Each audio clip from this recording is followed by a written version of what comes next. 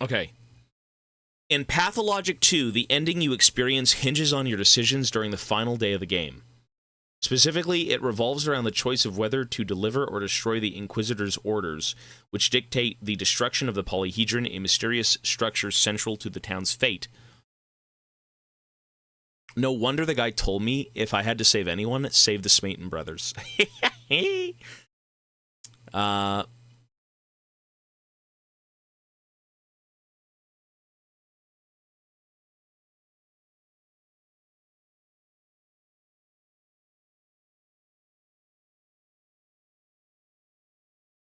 I have to watch the video. Folks, I'm going to give the game a 7.5 or a 7 to 7.5-ish as an overall enjoyable experience as a first-time playthrough. I thought the game was solid.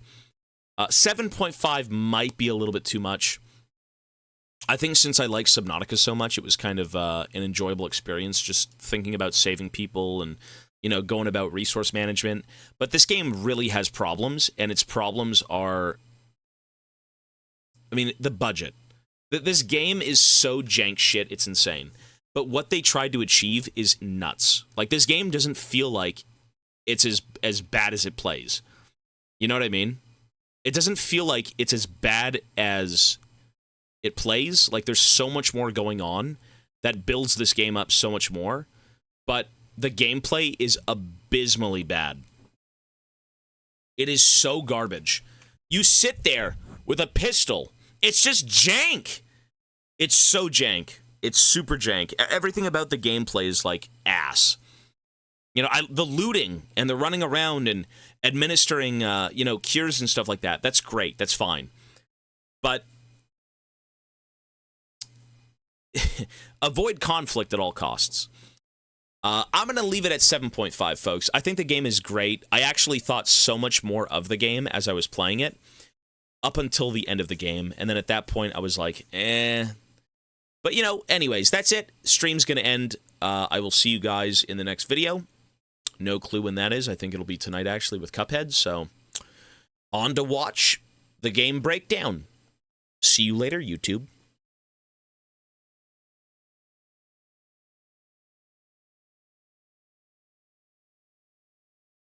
You know what I just realized? I don't think the YouTube channel's running. I don't think it's on. Is it on? Wait. It wasn't even on. Oh! Why wasn't it on? Oh, it is on. It's on. It's on. It's on. It's on. It's on. No. It's on. It's good. It's good. End stream. It's on. It's on. It's on. It's fine. It's on. It's been on. I just ended it. I just ended it. It's on. It was on. It was on. Yeah, it was on. I was on the wrong page. I'm not used to YouTube. I was looking at like 15 different pages. Like, where do I go? I think the game's like a 7.5. It's a 7.5. I can see the passion behind this game. It's not garbage by any means. It is not a bad game, but it is a game that is hard to understand. And with that ending, I'm not satisfied. All right. What is the best video to watch on Pathologic 2?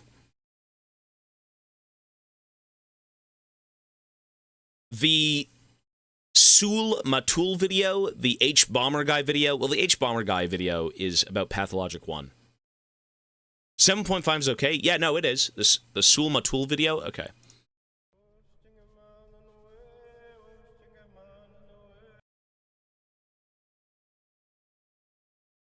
Dissecting Pathologic 2 and why it's the best game of 2019.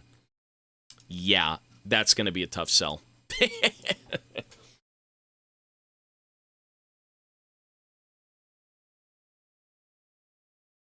Okay.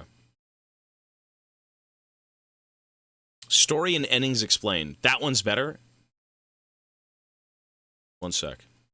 To provide for those that she'll care, dying with plague, youth and... I feel like this video would be better, no? Dissecting Pathologic 2, why it's the best game of 2019. Sul Matul's video is better.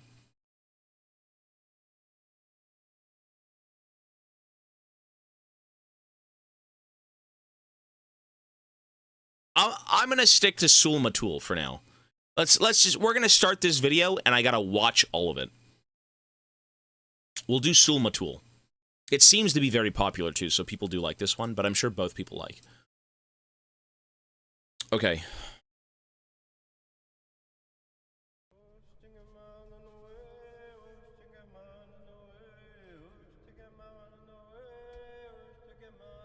Perhaps it's done already. Perhaps they have said me already. Perhaps they have carried me to the threshold of my story. Before the door that opens on my story, that would surprise me. If it opens, it will be I. It will be the silence where I am. I don't know. I'll never know. In the silence, you don't know. You must go on. I can't go on. I'll go on. Okay. So as a first-time playthrough, I gave the game a 7.5. That is my overall enjoyment of the game. Once I understand what it is that everything meant, the rating will either decrease or increase or maybe stay the same. But I think it's more than likely going to increase because this game seems excellent, and I do understand why people like this game, but the finer points is kind of what I'm missing. Twinny, 8-month resub, thank you, sir. Pathologic 2 is one of the most unique and brilliant games I've ever had the chance to experience. It is a game truly literary in scope, over 15 years in the making, and has one of the most well-realized and well-crafted worlds I've ever seen in a video game. It is the love child of Camus, Dostoevsky, and Planescape Torment, with a dash of Brechtian theatre and Tarkovsky's Stalker thrown in for good measure. But it's such a memorable experience that I don't think even these comparisons really do it justice. It is memorable, though. If you're familiar with me or my work, you may know me as... I could watch it at... You want to do it like... speed. Guy that made a very long analysis of Pathologic 1, and, hey, well, now I'm back again. I'm Silmatil, a long-standing fan of Icepick Lodge and their various works, and I intend to do my best to analyse this beast of a game, but I have several caveats to get out of the way. Firstly, this game is not yet fully realised. We have one campaign, or story, out of an intended 3, and each story will have an entirely different series of themes and perspectives to analyse. Second, I'm primarily an English-speaking fan, so I'm relying on the translations of the game, which may differ from the original Russian text. Third, I'm no art critic, or even a student of the humanities. I'm a doctor by trade. I can't listen to this at 1.25. No, I gotta watch the whole thing. And whilst that may add something to my own experience of the game, I'm by no means an expert on art or literary theory. It's very loud. What do you mean you can't hear it? Really? Let's get into the meat of the game. This analysis will be split up into several parts, and will be heavy with spoilers throughout. If you want to experience the game yourself, you can pick it up on Steam, and I'll leave a link in the description below. If you want to see some more concise reviews of the game, Mandalore Gaming, Ragnarox, and H-Bomber Guy have all made excellent videos which I will also link below. Firstly, I'll go into a rough summary of the plot events of the current story of the game, the campaign of Artemi Burach. Some of the events will be summarised slightly out with chronological order for the sake of an easier continuity in my narrative flow. Second, I'll talk about some of the major characters we see within the story, and how their complexities contribute to the overall themes of the game. I'll also discuss the nature of the mechanics and the notorious balance and difficulty, and how these all contribute to the ludonarrative and the emotional impact left upon the player. And an upcoming video will include an interview with the developers. This video is very long, so I'm going to include timestamps in the description below so you can jump back and forth as you like. Part 1. Plot. Okay, here we go. The main plot. Act 1. The central plot of the game follows your character, Artemi Burach, a doctor returning to his hometown, the town upon the Gorkon, a settlement in the backwater of the vast steppe plains. It's set in a fictional land with cultural influences from Russia, Mongolia, Kazakhstan, and other peoples of the steppe. However, the game proper begins with a rather unusual scene. It begins at its end. You awaken, an actor upon a stage, and step forward to see a theatre of corpses. Your audience is dead, and the town's other healers are even more lost than you. Towering figures dressed in bird costumes, resembling both carrion crows and warped plague doctor masks, inform you of your failures. The town is lost. The plague consumed all, and you, its one hope of salvation, failed to provide a cure. You exit the theatre and pace down a street in chaos. Boarded up windows, crying townspeople, and corpses are strewn everywhere. Stage lights illuminate army tents resembling refugee camps, and the screams of the infected being burned alive ring all around. Military men inform you of their intent to bombard the entire place to the ground and incinerate everyone left in it. The stage lights guide your way to the town's cathedral, where you encounter 2 agents of the government, an inquisitor and the army general. Neither care for your excuses, and the town is to be razed. As you try to desperately halt the oncoming bombardment, time stops, and you are approached by the director of the town's theatre. In a Faustian bargain, you are offered a quote-unquote second chance to save everyone, despite this ostensibly being your first time coming to this scenario as a player. You take your chances with the theatre's director and are placed, once more, at the chronological start of the events of the game, beginning with your return to the town via train. Through flashbacks and fever dreams, you are given the exposition for your return to the town. Your father, the town's only local doctor, has urgently summoned you back from your studies at the capital. He fears that something terrible is about to befall the town and needs your help in order to prevent it. You are also made aware of your unusual heritage. You are partially related to the kin, the culture of the steppe folk that lived in the area before the town was built, and your skill as a healer is half based on your studies of modern medicine and half based on the shamanistic practices of an ancient native steppe culture. You also meet a fellow traveller on your journey, a man who literally steps out of a coffin to greet you. His role will become more important later, though if you're aware of common Russian myths, you might already have gathered that his part is a sinister one. I'm not, I have no clue. You don't get a very warm welcome in your arrival to the town. You're immediately attacked by 3 men with knives who have mistaken you for a murderer.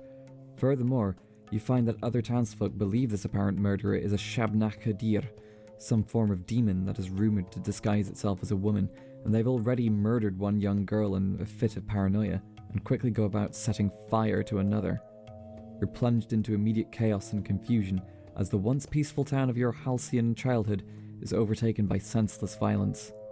It isn't long until you find out that there were, in fact, 2 murder victims immediately on your arrival. Your father. One of Simon Kane, a town elder, but more importantly, the other, your father, Isidor Burach. The townsfolk quickly start to suspect you of patricide, and you are forced to go into hiding with your old childhood friends.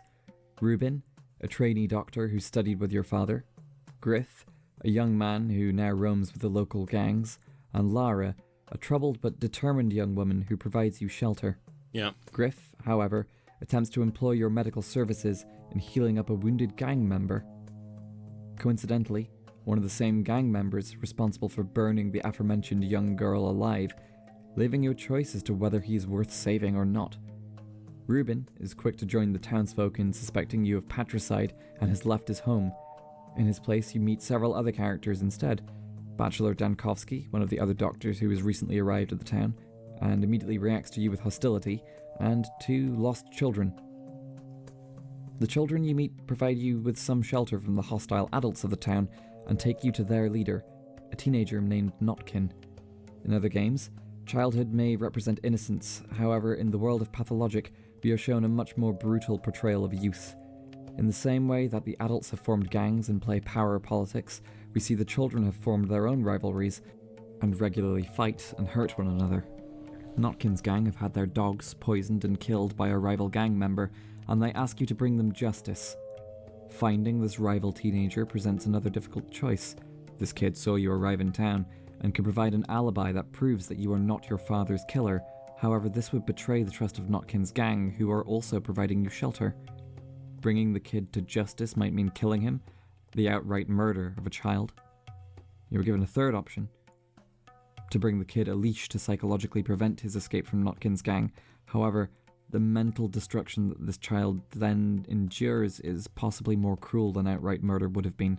The craziest thing about this game is that there's so much... You can't help but applaud the people who made this game because it is truly immense. There is a big difference in the standard playthrough of a game, what your enjoyment may be as like someone who's just casually played it versus someone who's actually studied this game. Once you can fully understand the what's the word? The breadth of like everything they've done, it is pretty impressive. It's very incredible. Like this game, although looks cheap and may feel cheap, the passion behind it is not cheap at all. This game is like very thorough full of information, full of billions of options, tons of different things. Corb, 56 months. Thank you, sir. You come to find through talking to various townspeople that Alexander Saburov, the town's de facto administrative leader, believes the rumours of patricide and is seeking to arrest you.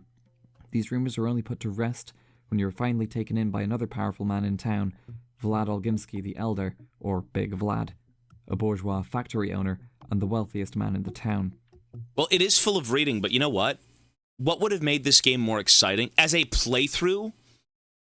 I think, I mean, if these guys, I swear, if these people had a budget behind them, this game would be, like, insane. I was ready to give this game, like, a 9. My problem was the ending I wasn't satisfied with, and, like, the middle to the end of the game kind of was just a drag. You know? It was a little bit of a drag. The gameplay, the experience never really amped up, but the core of what this game is very good. The reading, you know, for the budget, you have to do what you did. You had to write everything in. If this game was fully voice acted, oh my god, the experience, man. Oh, if this studio had a little bit more of a budget, oh man. Well, you made the ending, but I'm saying it just kind of ended. Well, I guess you don't truly know. The ending of the game wasn't really what I thought it would be. And that's not to say that, like, oh my god, I probably got the worst ending.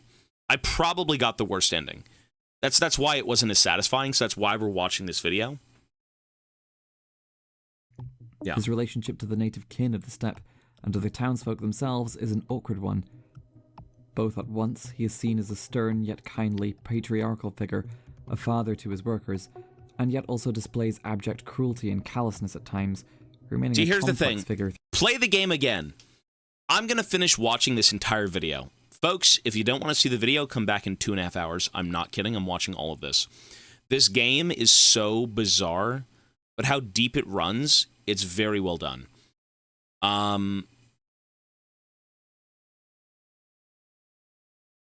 It's just, as a first playthrough, I liked what I was doing, but I didn't love it by the end. I loved it in the beginning, but by the end of it, it wasn't the game that, in my mind, I thought it would be. And, you know, that's fine. It's not my vision. It's not my game.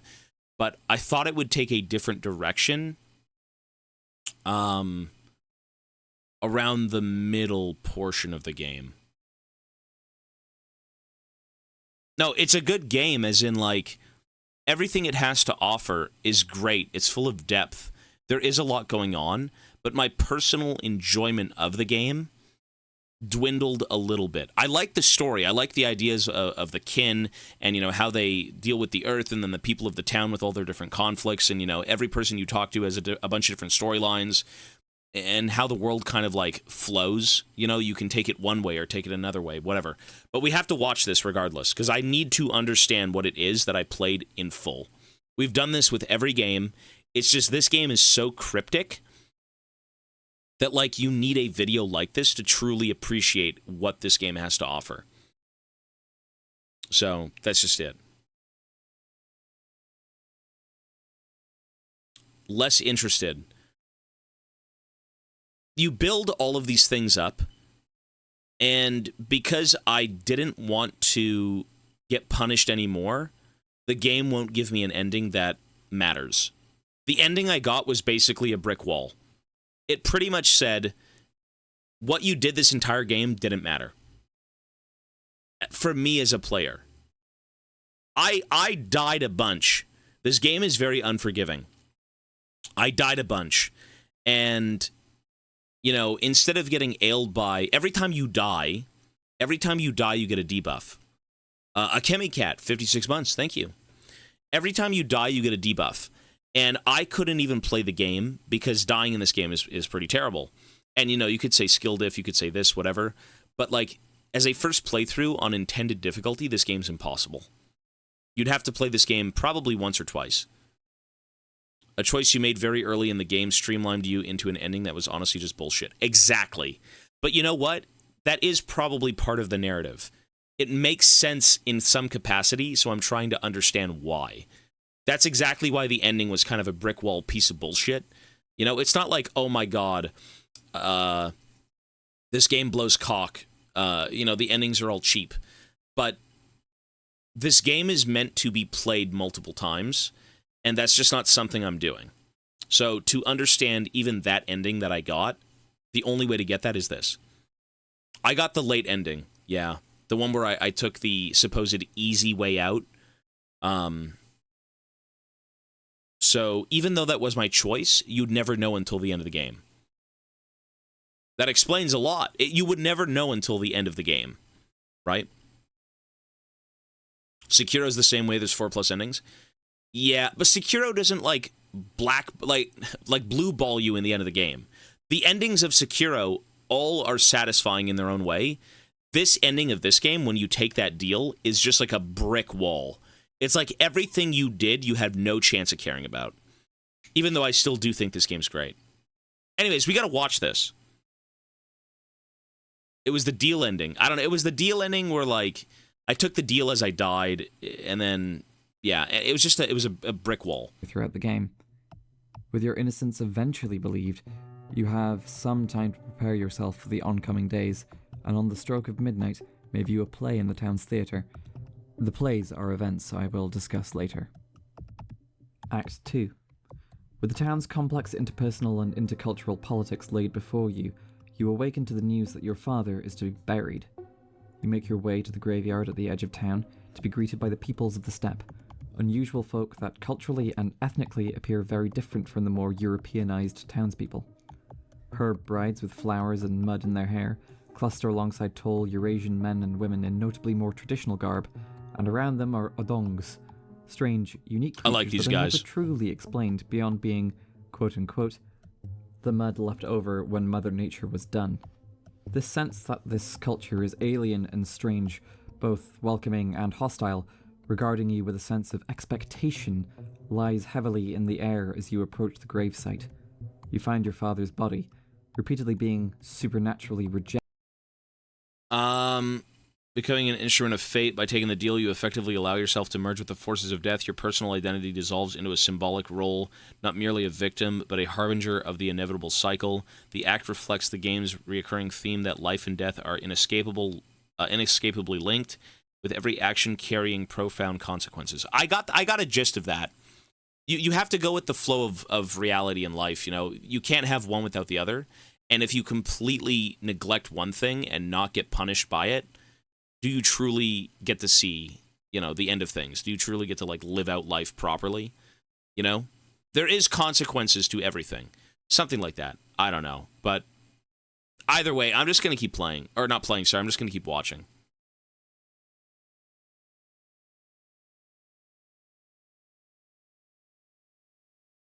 And mud in their hair cluster alongside tall Eurasian men and women in notably more traditional garb, and around them are odongs, strange, unique creatures that are never truly explained beyond being, quote-unquote, the mud left over when Mother Nature was done. This sense that this culture is alien and strange, both welcoming and hostile, regarding you with a sense of expectation, lies heavily in the air as you approach the gravesite. You find your father's body, repeatedly being supernaturally rejected by the earth.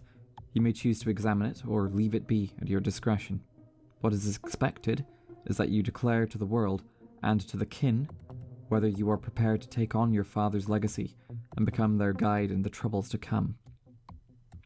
You are taken aside by Aspiti, a representative of the kin, and someone that may or may not be supernatural too. The witch-like woman offers you your father's inheritance, which, aside from the material wealth in his house, also includes his legacy. It becomes clear that this inheritance comes with far more responsibility than it does benefit. Your father also made a list of names of people that he believed needed to be saved in order to preserve the town, a list that happens to be all the major children that you meet. Aspiti herself continues in her role of representing and guiding the kin, and can be seen at night to be giving advice to them. When asked, it seems that the ethnic tensions between the kin and the townsfolk are worsening, and there are kin that believe that they will rise up and reclaim the land and kill the settled townsfolk in the process. Of the names on your list, you only recognize a few. The first... I'm gonna go make popcorn. I'm not kidding. This is as long as fucking Aliens. It's a 2.5 hour long video, and I'm watching all of it. I'm gonna go make popcorn. This game is so fucking... You have to watch it. You have to. You have to watch this, or everything we just did in 5 days was for nothing. Because if I leave this game, and if people leave this experience, God forbid if you watched all of this game, you're probably sleeping. If we don't watch this video, everything we did was for nothing. That's literally it. So we have to watch this. We have to. There is no workaround. If I don't leave this game understanding what it is I've played, I haven't even experienced the game that we just played. You know what I mean? It was very surface level, initial ideas, thoughts about what was going on, but we don't truly know what's going on, right? You get it. You get a gist of it, right? Like the Earth and the people of the town, and rejecting the advancement of things, right? Like it's just so weird. Well, if we don't understand it, then we're fucked. But I think we will. So far, everything up to this point that I've played in-game, I actually quite liked. Very mysterious, stuff like that. It's only in the later portions of the game that it becomes very odd. When the kin realize, like, oh, we have this heart and we have nature and all this stuff. I'm like, what? What is this? So, we're going to keep watching it, folks. I got to go make popcorn. Give me, 2 minutes. All right, I'm back. Okay.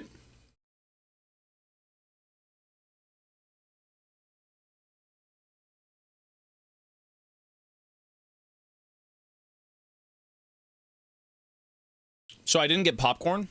I got nuts. Let's go. First I'll mention is Taya Taichik, the daughter of the overseer of the abattoir and the termitary, the enormous brutalist industrial complex that houses much of the kin. You find that it's been locked under the orders of Vlad Olgimsky, as there have been rumours of outbreak of disease, and, despite your best efforts, the doors remain locked, in quarantine. There is no leaving for those trapped inside. A woman accidentally falls to her death in an attempt to escape. What? Or perhaps it is intentional suicide. When? Is suicide her escape from the horrors to come? This is a question that, with her death, goes without an answer. The next name on your list, Sticky, turns out to be a capricious orphan boy that was trying to study under your father.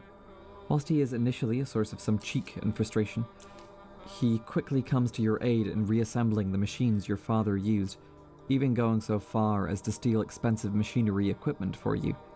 He remains your understudy in your hideout as you take on your father's mantle, and becomes a vital asset in helping you make the tinctures and medicines that form the backbone of your healing work. Grace, the young girl who lives in the graveyard, is your next charge to be protected. You find her, on advice from the strange changeling character, trying to commune with the dead, an act that burns away her life force as she does it, or so it's believed. You may ask her to stop, or you may attempt to commune with the dead yourself, talking to your dead father in an attempt to get more answers. You also commune with the dead on a second occasion, meeting the actors who played the men with knives you fought and killed at the train station. I remember this. Hearing their stories that even the deaths of the extras aren't rendered meaningless. Scripting. 2 months, thank you. How much of this communication is quote-unquote real is left for the player to interpret. Outside, you run into the next child on your list, a lonely orphan girl named Murky. You've actually bumped into her once or twice before, where she remained standoffish and untrusting. This time, she offers a different way to talk to the dead than Grace. If you trust her, she takes you out into the steppe and bids you close your eyes and listen to the twirin, the local intoxicating herbs that grow near the town. Unfortunately, this is shown only to be the imagination of a lonely orphan who wants a friend. When confronted, she returns to being standoffish and hostile, though you do have the herbs you have collected to show for your trouble. True. These can later be used to make the tinctures that will fight the plague. You return to the central town to find the other characters on your list. Capella, the daughter of Elder Vlad Olgimsky, is another important person to be protected for the town's future. Outside her house, you find a collection of children burying a dead doll, play-acting portents of the mass graves to come. The games they play with death are laced with irony. They are treating death and suffering as a game, which, whilst initially jarring to see, is, in fact, a representation of what we, as players, are doing. Capella herself is more helpful than the other children. She's old enough to understand her responsibility as a future leader of the town, though also appears to believe she has the beginnings of clairvoyant abilities. Regardless of whether you believe her or not, she foretells that you will spill rivers of blood, so much that you'll be wading in it.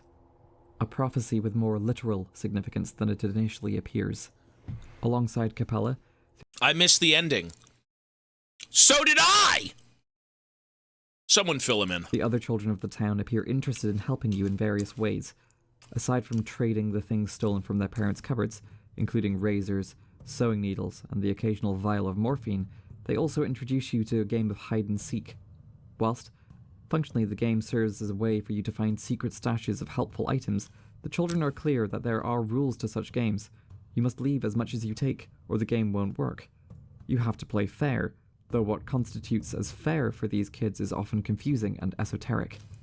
The rules that children operate by are as esoteric as the politics of their parents. It isn't long before the inklings of plague come through the town, which are shown in two ways. The first is that you are prevented from picking up the deed to your father's property. The district in which the clerk lives is covered in black whilst, functionally, the game serves as a way for you to find secret stashes of helpful items. The children are clear that there are rules to such games. You must leave as much as you take, or the game won't work. You have to play fair, though what constitutes as fair for these kids is often confusing and esoteric. Okay. The rules that children operate by are as esoteric as the politics of their parents. It isn't long before the inklings of plague come through the town, which are shown in two ways. The first is that you are prevented from picking up the deed to your father's property. The district in which the clerk lives is covered in black smog, and the clerk himself has fled. The second, and more emotionally pressing, is shown once more through the town's children. Notkin, the leader of the gang in the warehouses, has found that one of his young kids has become sick. You get the chance to experiment with your father's machinery in order to make the curative potions from Twirin herbs, and you're put to work trying to find a way to help this infected child. With some luck, or skill, you may manage to give them the right antibiotics to allow them to live another day. A temporary fix, but a small victory nonetheless. The plague starts to show itself in earnest. Many of the districts in the east end of town are swallowed by it, and you're instructed to give prophylactic medicines or tinctures to help various important characters. Two of these are names not upon your initial list: the artist and architect Peter Stametin. I feel like these guys had to live. Compulsive liar, Anna Angel. Both these characters are important for other storylines in the town, though the Harrisbecks has lesser interaction with the both of them than the Bachelor and the Changeling will do in their roots. In an effort to investigate and stop the spread of the plague, Notkin and the leader of the rival children's gang, Khan, both are having a conversation in a bar that you stumble into, and it just so happens that Khan is one of the remaining important people on your list. I never choose to found help this. them with this investigation, albeit to the children's protest, finding an abandoned house in which death itself appears to stalk and hounds you once you are inside. Doing this may prevent a district or two from becoming infected for a little longer, but of course, this has its own cost. For other storylines in the town, though the Harrisbecks has lesser interaction with the both of them than the Bachelor and the Changeling will do in their roots. In an effort to investigate and stop the spread of the plague, Notkin and the leader of the rival children's gang, Khan, both are having a conversation in a bar that you stumble into, and it just so happens that Khan is one of the remaining important people on your list. You can choose to help them with this investigation, albeit to the children's protest, finding an abandoned house in which death itself appears to stalk and hounds you once you are inside. Doing this may prevent a district or two from becoming infected for a little longer, but of course, this has its own costs, both obvious and hidden. Act 3. As the next days progress, the plague begins to swallow more of the town. What once were safe districts to traverse become incredibly dangerous. Your likelihood of catching the infection rises rapidly with each plunge into infected territories, and chaos descends on the town as the infected and the desperate stumble into the criminals and the destitute. Knife-wielding thugs at night are accompanied by burnt-out arsonists, set on lighting all the infected ablaze. The town declares a state of emergency, and, in true theatrical style, you are summoned to the town's meeting hall to deal with the panic of the outbreak. The bells toll, and the fourth wall is briefly cracked for the game to emphasize this turning point in the play. It is decided that the town's theatre will be converted into a hospital for the sick, a decision that may prove just as costly as it is helpful. You're given a pay reward. Up to this point, the game is still like an 8-9. It's that good. The survival aspect, the preparation of like everything, trying to uncover the mystery of your father's killer, you know, seeing a few of the kids on the list, stuff like that. Like, no, this game's good. Reward if you appropriately help out at the hospital each day, though as the days go by, the requested services become more and more onerous. You begin one day with the administration of painkillers, followed the next day with diagnosing patients, then the next with treating them with appropriate antibiotics, though these rapidly become extremely expensive, then the next with giving up on treatment altogether and resorting to dissection of organs of the dead for examination. Any treatments you do offer seem to merely just buy a short amount of time. All of those ways are, if you don't have medicine and you got a scalpel, you can save people still. Before the inevitable. Even No, the that's not true. child that you treated in Notkin's Never mind. warehouse merely dies the next day, It's not. and Notkin's investigations likely leave him infected too. One of the final tests of the hospital is to completely cure a patient, a feat that is almost impossible, and I will come back to later. You begin to make some piecemeal reconciliation with your childhood friend Reuben, who offers to help cover your work at the hospital whilst you search for a cure, a fabled panacea of your father's invention. His feelings towards you start to soften as he's no longer convinced that you murdered your father, but he does still regard you as an outsider and blames you for abandoning your father and remaining away from home for so long. This blame is layered with jealousy too. Reuben was your father's pupil, and yet you are the one that is to claim your father's legacy. There is one final name on your list, the name of the Adurk, a name that the kin use, though you are unaware of its translation. Upon speaking to Reuben, then Aspiti, then eventually the son of Vlad Olgimsky Jr., you become aware that it is a term that means a thing that contains many things, or perhaps a thing that is more than the sum of its parts. Vlad Jr.'s explanation suggests that this might be a word for the kin itself, the steppe people's sense of community. The sense of your link to the kin is further disturbed through the nights. On the one hand, you can visit Aspiti to hear more of the kin's plights and struggle as a working-class minority group in a rapidly industrializing world, yet on the other, you find them trying to hunt down Reuben just as you've made amends. Reuben asks you to protect him in the night, as he's working on something considered taboo to the kin, or in some way violating their cultural norms.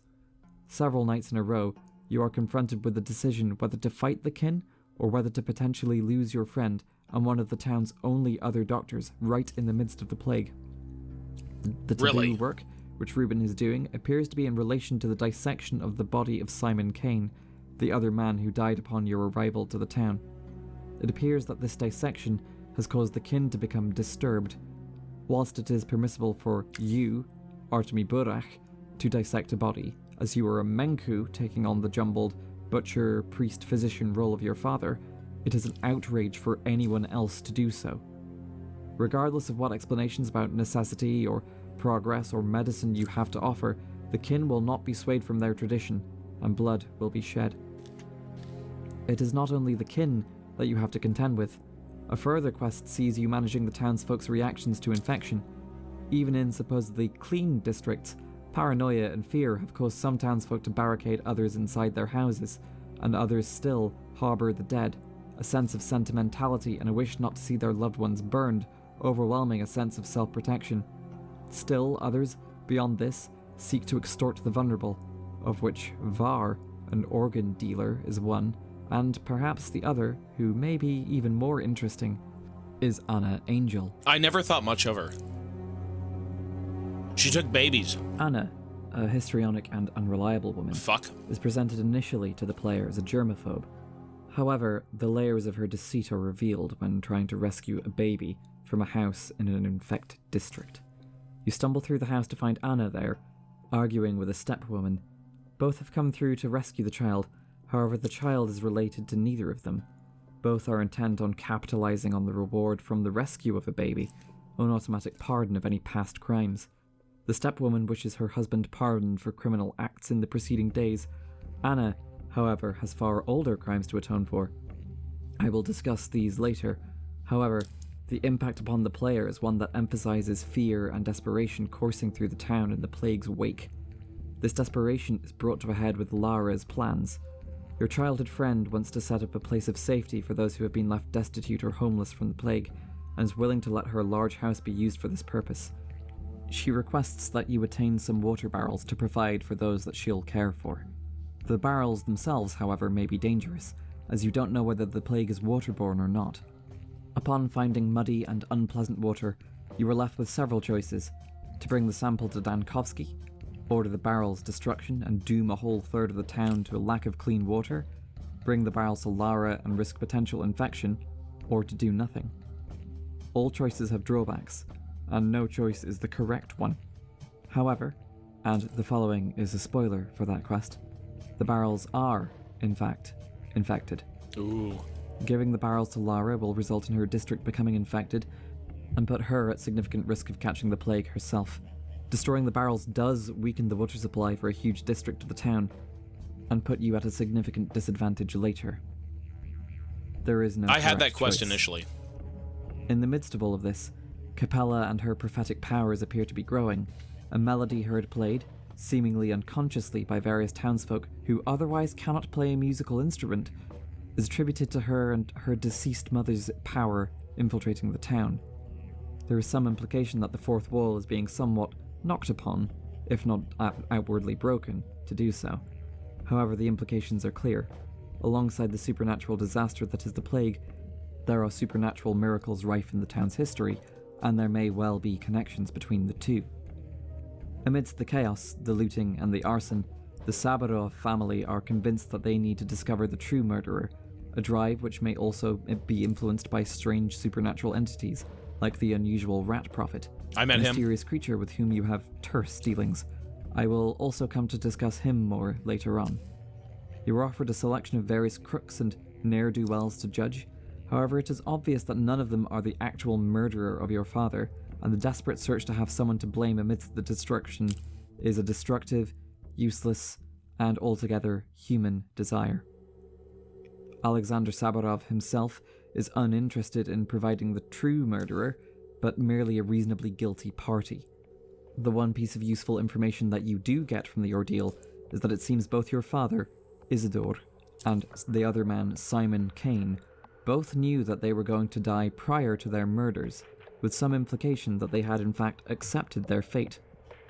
The dealings of the Sabarov family present a second issue. Their insistence in identifying the murderer is interpreted by the townsfolk as a distraction, a cover-up of the fact that they may be the people hiding the true bringer of the plague. A rumor springs forth that they are responsible for hiding the Shabnakadir, a plague demon hidden in the form of a human girl. The rumors center around the mysterious changeling. However, you quickly come to realize that the young orphan girl, Murky, is another potential target for the crowd's lynching and burning. Fortunately, you ward Murky away from the town. However, she instead retreats to the steppe wilderness to stay with a sinister friend. The plague. Murky's retreat to the steppe comes at an important time for the kin, too. Upon the sacrificial mound to the south of the town, the kin have brought a bull. They believe that the plague can be halted by a sacrifice to Bodho, the deity that embodies the earth.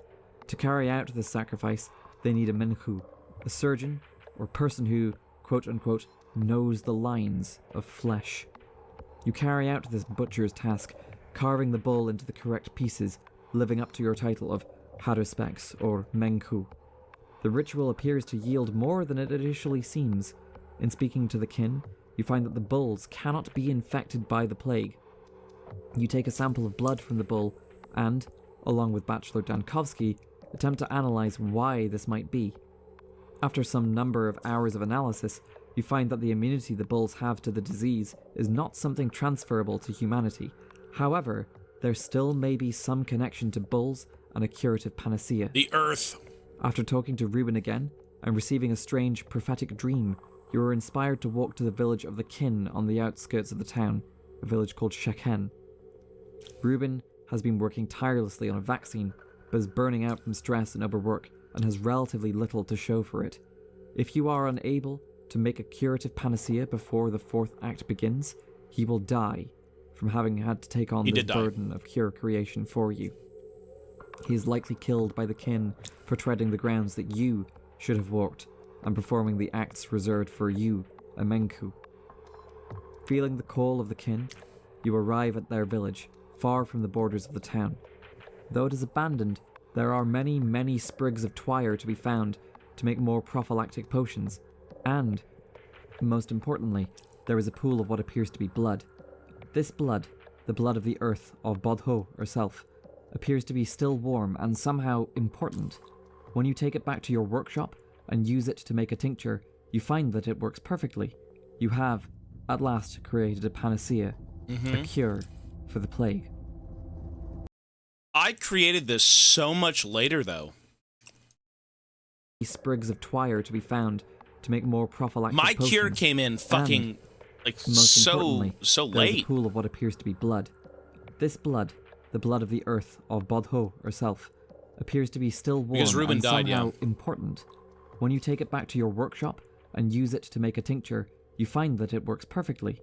You have, at last, created a panacea. I did read the quest logs, but there was just so much going on. I mean, the game's information dense. One sec.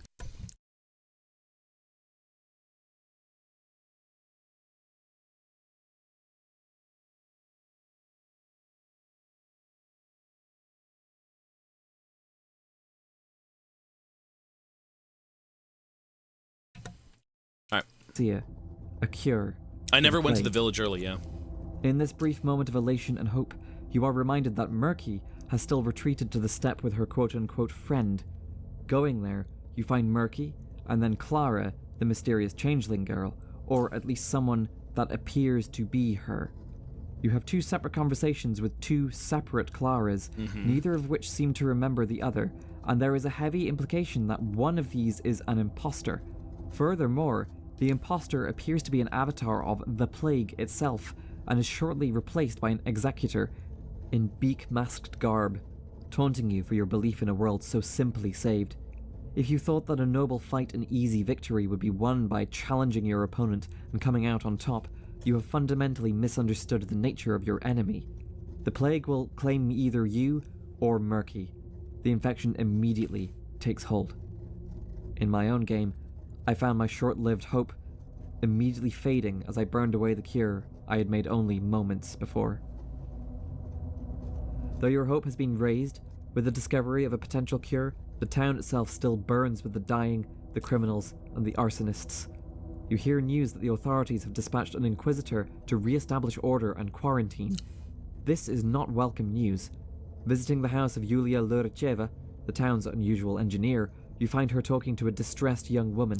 The young woman is, herself, the daughter of an inquisitor, and asks you a series of morality play riddles, emphasizing that the arrival of this inquisitor will spell the end and execution for much of the town. You later find her corpse beside the cathedral's steps. She committed suicide as a means to escape the arrival of her father's brutality. Was that her? Tragically, it is not her father, but a different inquisitor that arrives by the dawn, and thus her death is rendered meaningless. The anxieties of the townsfolk, particularly the town's children, may be allayed. Your criminal friend Griff offers a solution. He's alive! Come nightfall, you can ask for his help to acquire and lay explosives beneath the train tracks and detonate them prior to the Inquisitor's train arriving.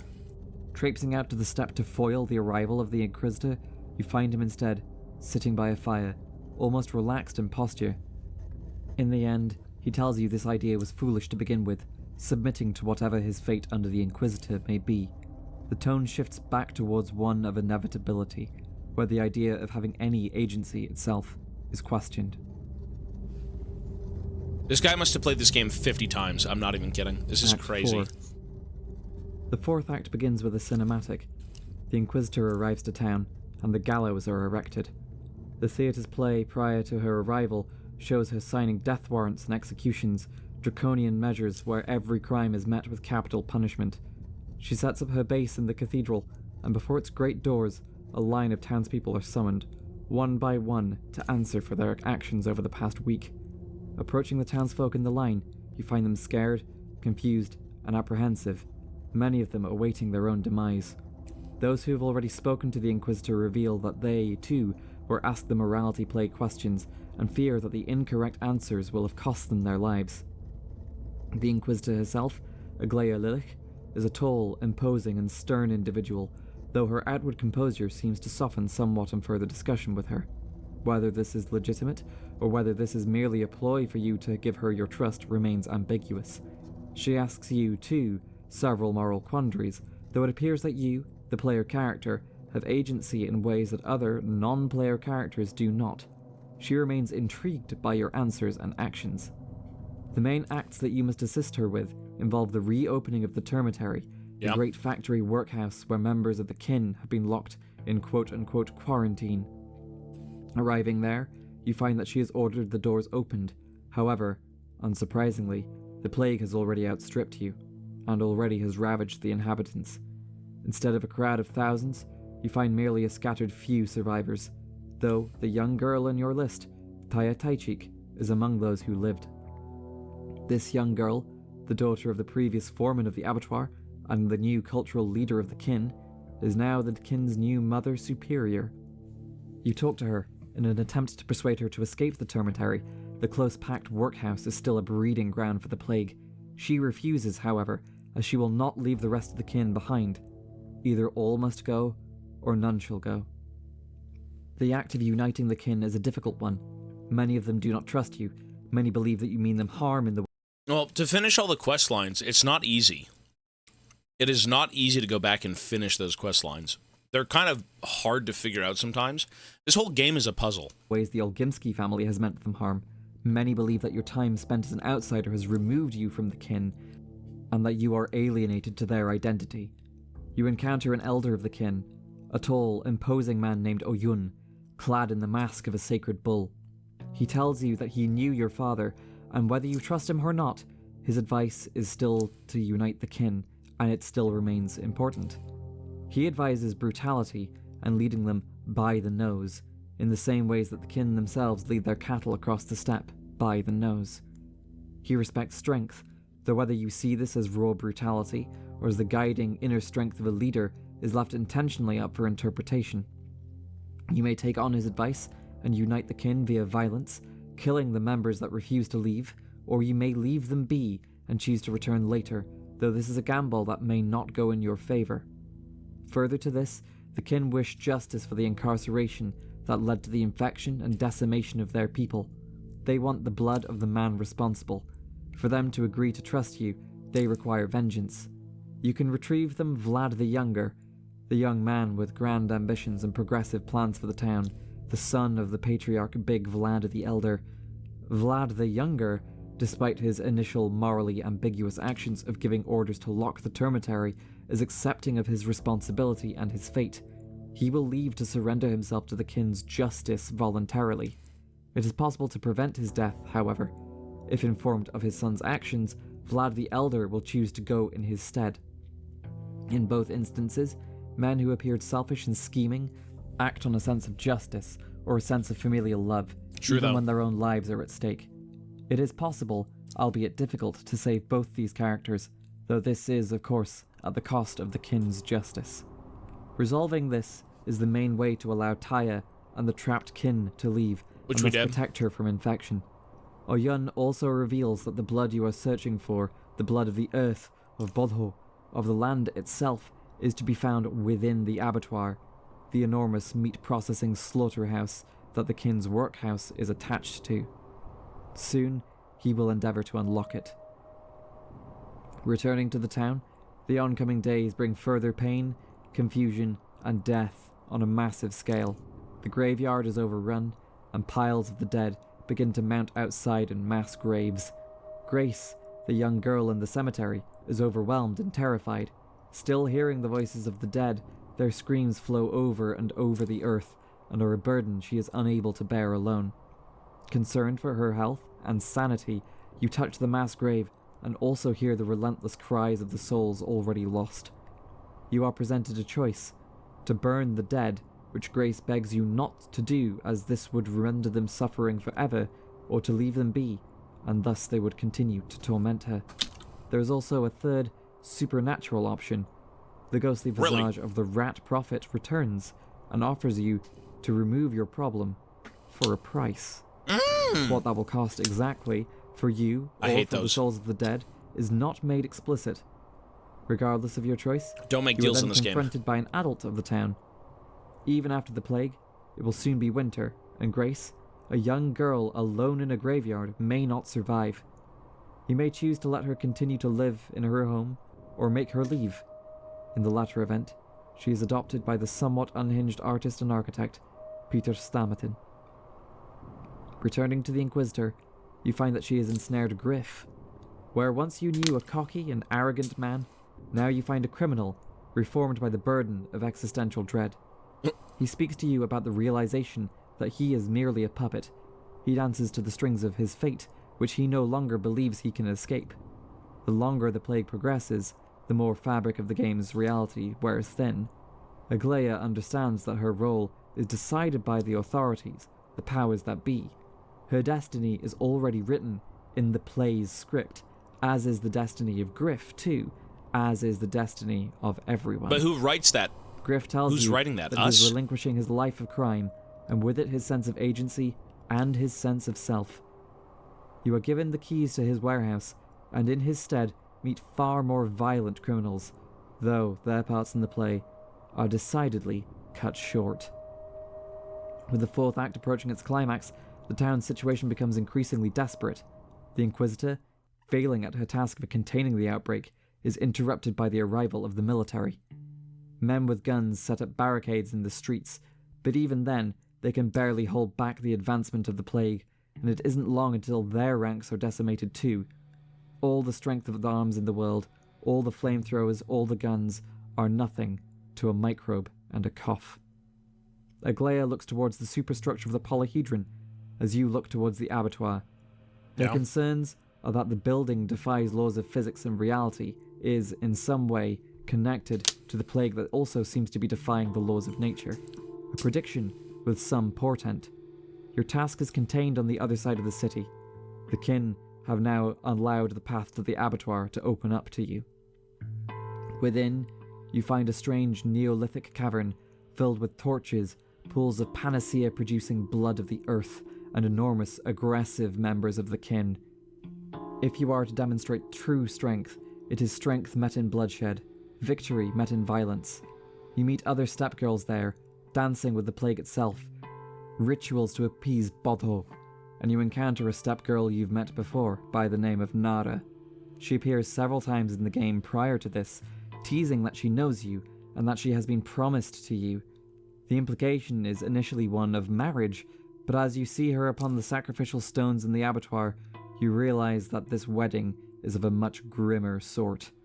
With the skills of Meng Hu, you cut her open and remove the contents of her insides, a spindle in the place of her emotions. Knowing the lines, the connections between all things, you draw the connections between the trash found in the kin's hearts, and with it create a heart of your own, the heart of Zurkhan, of Bodho herself, of the kin, and of the world you are so desperately trying to protect. It tells you that the plague will only affect humanity, that which is distanced from the world of nature and miracles. The disease only affects those who sever themselves from the earth. It tells you that this great slaughterhouse was once a sacrificial chamber. Great bulls, ancient aurochs were slaughtered here, their blood feeding the earth, and the earth's blood feeding the kin. It bids you also jump in to sacrifice yourself to Bodho.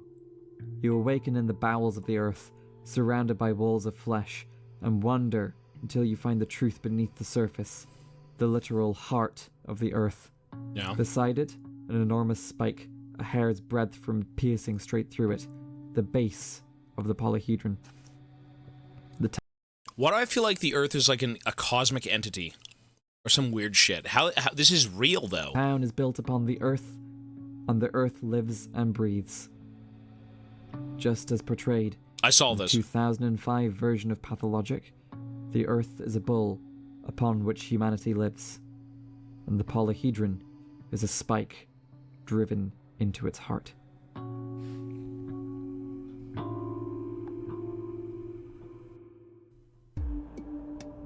Act 4. Continued.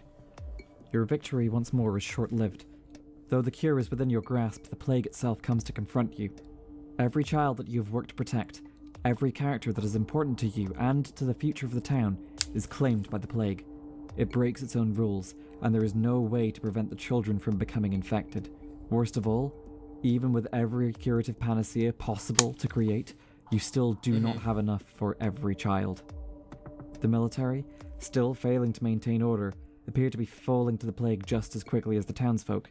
The army is unable to halt the spread of the plague, and the general of the military forces, Alexander Block, appears at odds with the Inquisitor, Aglaia Lillich. Aglaia, for her part, appears to have also come to the same conclusions that you have. Even without seeing the spike beneath the earth, the polyhedron, this superstructure that supposedly generates miracles wedged into the earth itself, is to blame for the outbreak. In her view, to destroy it is to destroy both the supernatural miracles and the supernatural plague. In yours, to destroy it is to tear out the spike that pierces the earth, leaving blood to well to the surface and provide panacea for everyone. That's the best. Aglaia That's what you should be doing. Drafting the orders to bombard the polyhedron. I didn't do that. However, the artillery crews that the military have brought in are also being ravaged by the plague. Military general is found rapidly losing control of his army as a third die to the disease and another third mutiny. The soldiers were provided no special protections and had no specialists to manage the plague and feel that they are being thrown into a worse meat grinder than the front lines, or that they can no longer open fire on their own civilians.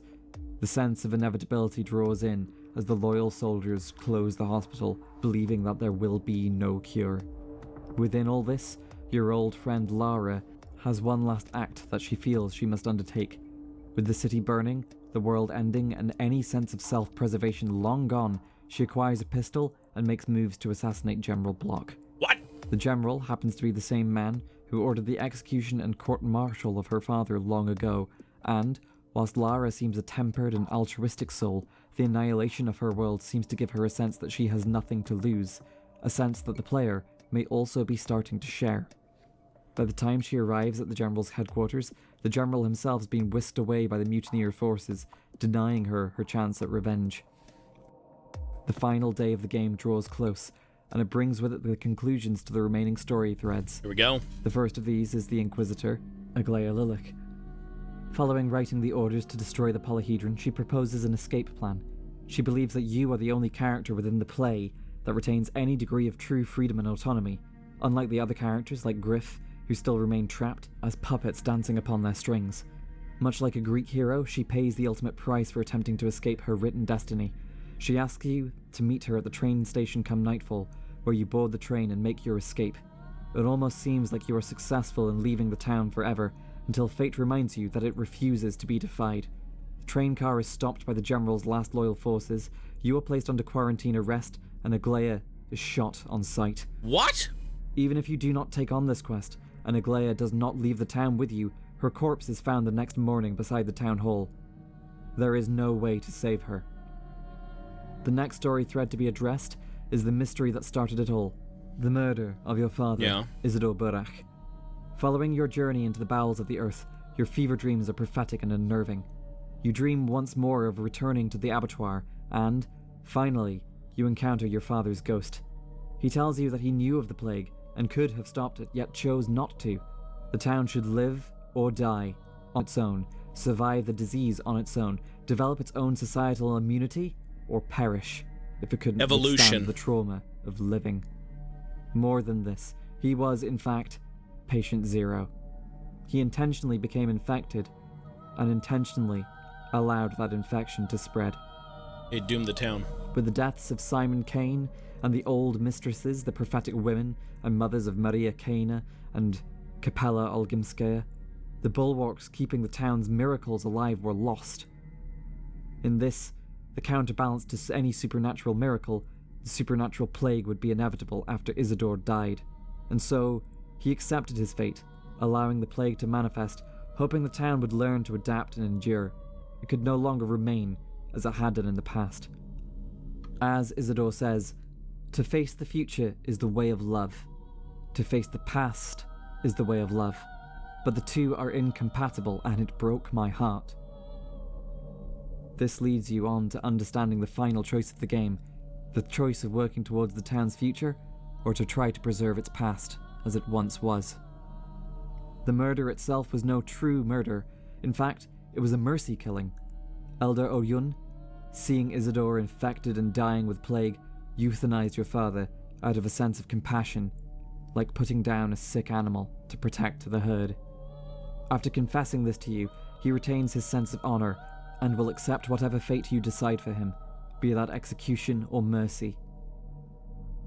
As the final day dawns, the last moments of your struggle with the town are a desperate, frantic sprint to make the last cures and heal all the children under your care that still survive. The play itself begins to unravel as the writing begins to break down and the theatre's fourth wall begins to shatter. The final quest becomes a mad dash to find the Inquisitor's bombardment orders. There are several copies taken by couriers to be delivered to the barely surviving general. You encounter the other soon-to-be playable characters, the Bachelor, who bids you listen to his reason to preserve the polyhedron, and the Changeling, who insists that she can find another miracle cure. However, they are both too late to effect the inevitable ending. The Bachelor killed the courier he met and burned his orders, wishing to preserve the polyhedron. The courier near Clara was killed and fell in the river, his orders lost to the waters. In your search for the final courier, you find a disturbing character instead. In the ransacked remains of the pub, you meet a man who claims to be you.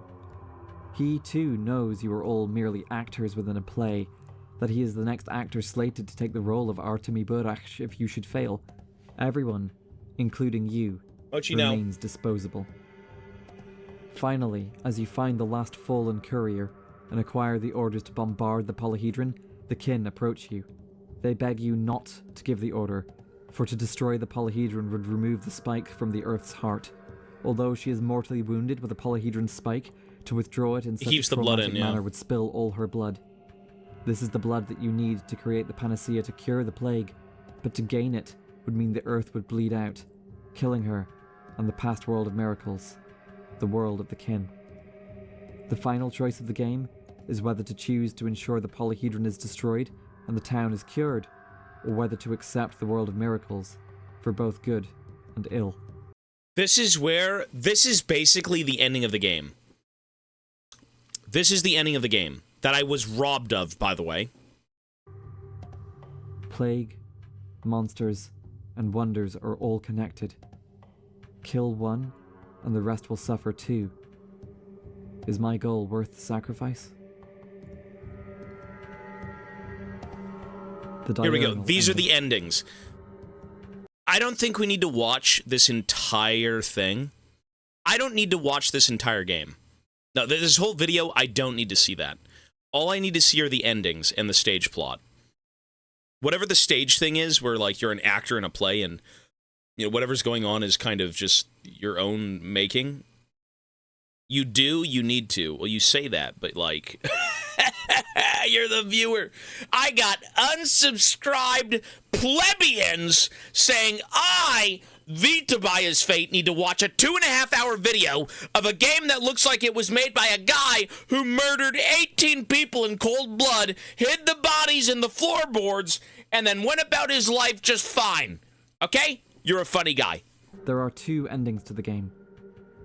The first is where the papers are delivered to the commander, and the polyhedron is bombarded. The artillery shells fire, the Tower of Miracles collapses, and from its base wells a pool of precious blood. The blood so needed to create a panacea. Jesus. As the final day dawns, a peaceful day, the plague has vanished and the town is altogether silent. Those who survived gathered in their clusters around the town, mourning their losses and contemplating what must happen next. The men and women who believe in miracles and utopian dreams, the Bachelor, the Stamerton brothers who were the architects of the polyhedron, Georgi Kane, Simon Kane's living brother, and various others, all discuss and regroup, and with their dreams, to build a new town on the other side of the river, still steadfast in their pursuit of the future. That's good.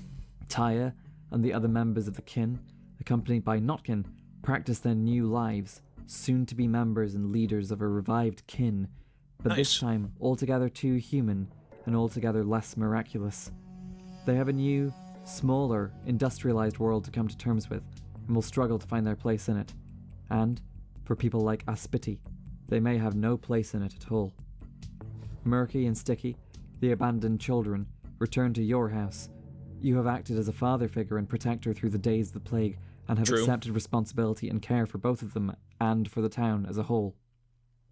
Reuben, if he survived, accompanies Lara and Griff upon the broken architecture that litters the town. Life shall continue on for them, the most human of all the characters, continuing on their lives as best they can amidst the wreckage. You can even hug Lara if you played the game well. What? The Changeling speaks of a different path. She mourns the path she didn't win, and implies a meeting with higher powers and those who broke the fourth wall, a path that Artemi will never see.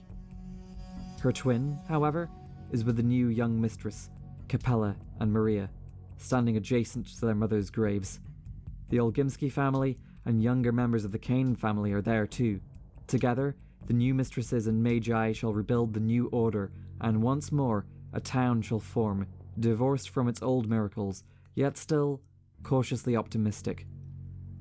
The Sabarovs, if they survive, have a somber moment of seeming reunited, and, if Grace survived, they will adopt her. It is possible that the young gravekeeper may become the next clairvoyant mistress, much as Katharina was, though with the death of the Earth's heartbeat, her clairvoyance may no longer last.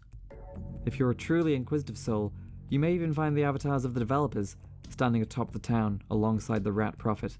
What? Finally, you take your place on the stage, at last, to conclude the play. As the curtains draw, and the director of the theatre seems at least somewhat pleased with your work, the town seems safe. A world saved, a people rescued, and a series of miracles sacrificed, never to return. The nocturnal ending. So that's the good ending to the game comes from burning the papers, denying the military the orders to bombard the polyhedron, and the will to preserve miracles at the cost of the town. The life of miraculous creatures is important. The lives of the kin, the worms, the strange critters of the steppe, the forgotten miracles like the gigantic aurochs, and the living being that is the plague itself.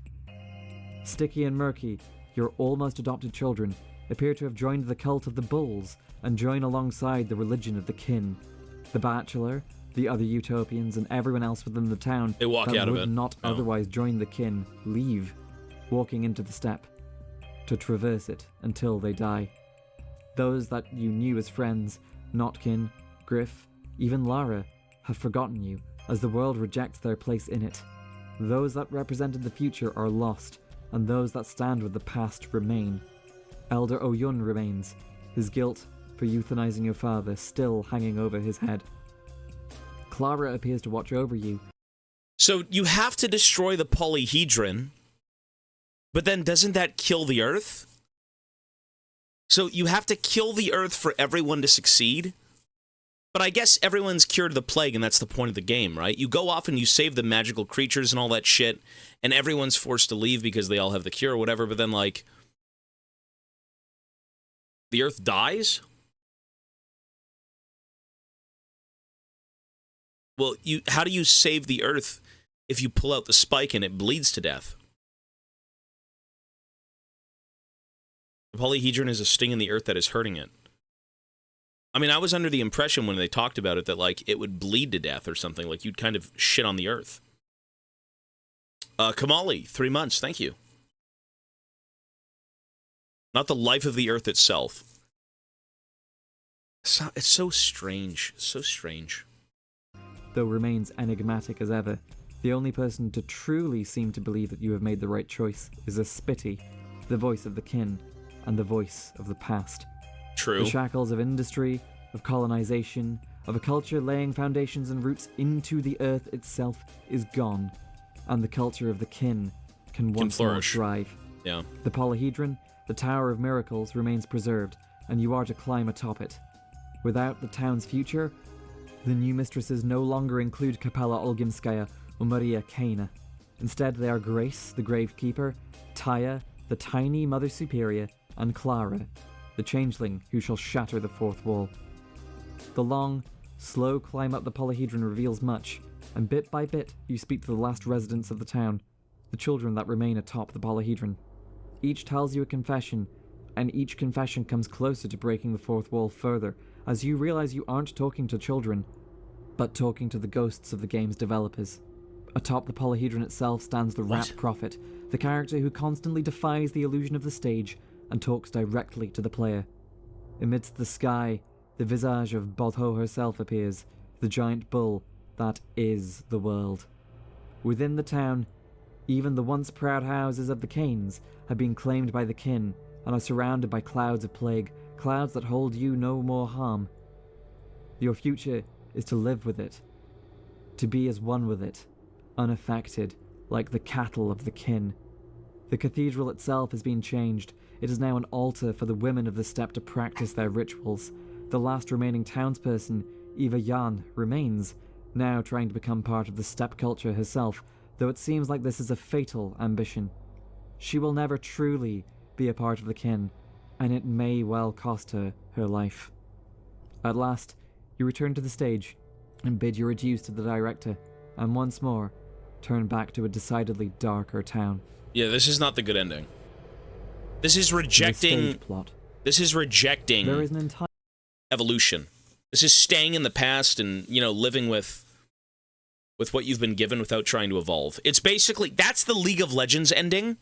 The other one, where you take out the polyhedron, is like the variety ending. But you have miracles. You do, but look at the world you live in. You can't just live in the past forever. You're right, though, but you have the miracles. You can walk amongst plague and all this shit, but what about everyone else outside of the town? I feel like you need... Nah, you're supposed to destroy the polyhedron, heal the world. The kin... I mean, they preserve what they have, but they have to move on with stuff. I don't know. Both endings seem pretty interesting, to be honest, because in one ending, the kin do make out better than, the other people do. Right? Change is not always good. In this case, though, I feel like it is. Higher layer to the story of the game that I have not yet touched on, that of the stage play. This story sits on a more meta level than the outright story of the town and the character arc of Artemi Burak, though, as the story progresses, the dividing line... There is no better ending in a sense. Both endings have a negative, but at the same time, you could still deem... Now, but one is more towards the town, the other one's more towards the kin, right? Do you want the people or the natives, right? Both of them are bad. One of them, yeah, they're both bad. They're both bad. But whatever you decide on is up to you. I'm just going to say... No more miracles, but you save the town from dying to plague sounds better to me than, dealing with the other stuff. I mean, it's bad either way, though, because the kin were also exploited by the town, so why do they deserve to live? You know what I mean? The townsfolk are bad, but the kin are also bad in the sense that they're killing the townsfolk with the plague! The earth! They're both bad endings, but, whatever you think is better, I guess. Between story as literal and story as... Well, your father brought the plague in, but, it came from the earth, which the kin are very much attuned to. And the role of Artemi Burak become equally blurred. From the very beginning of the game, the entire structure is set out as if it is a stage play, and you merely an actor within it. Your first act within the game involves talking to the director of the play, your play, the game itself, and asking for a second run. There is a semi-ironic acknowledgement of none of the events being portrayed as quote-unquote real. However, the lack of a literal truth does not mean the story lacks emotional truth, quite the opposite. The entire purpose of the play is slowly revealed through intermittent parts, and often revealed through failure and death. Death is a constant companion in this game, not only a thing to be avoided and feared, but an omnipresent, unknowable entity, and a personal nemesis, all in one. You meet death in the opening moments of the game. A fellow traveller in your train carriage gets out of a coffin, a cramped wooden box. Much like you in your train car. You play a game of chance, a game of secrets and wits, much as a doctor plays a game of dice every time he tries to cheat death.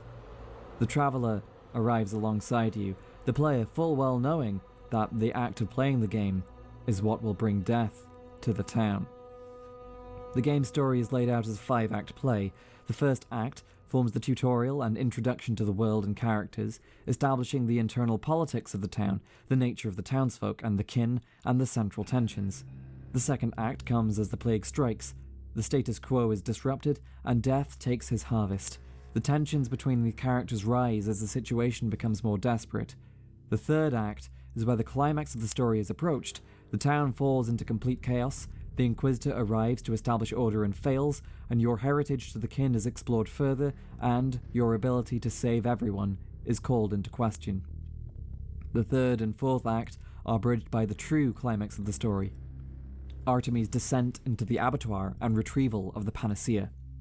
However, where a standard 5-act play would include the remainder of a fourth act and conclude with the fifth, Pathologic does an intentionally strange thing.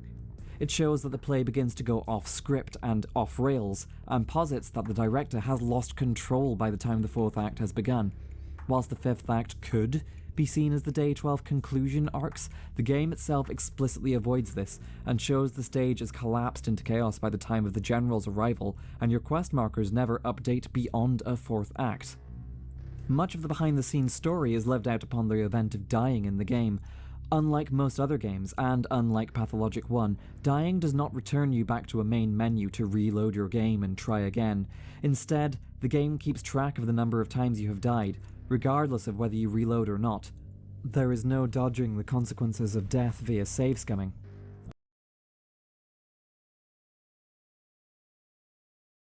That's why. Oh. I was wondering why I got fucked. Upon death, you awaken in the theatre.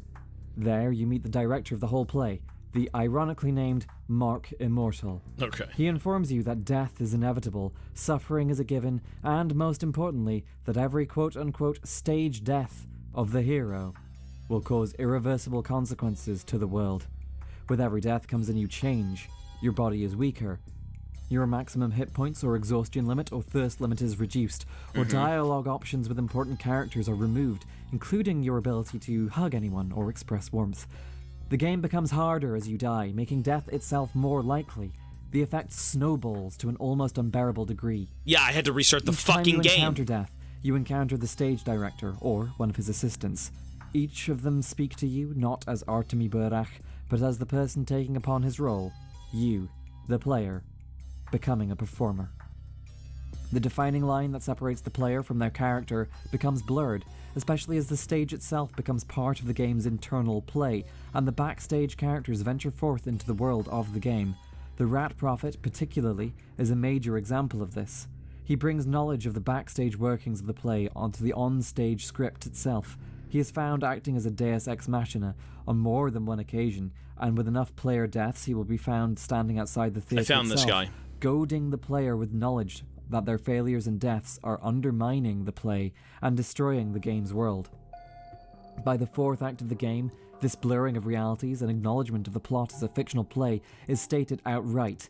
It is explicitly acknowledged by Aglaia and Griff, who find their lives as characters without agency to be existentially distressing. It is forced upon the player, too, who encounters an actor that claims to be the next Artemi.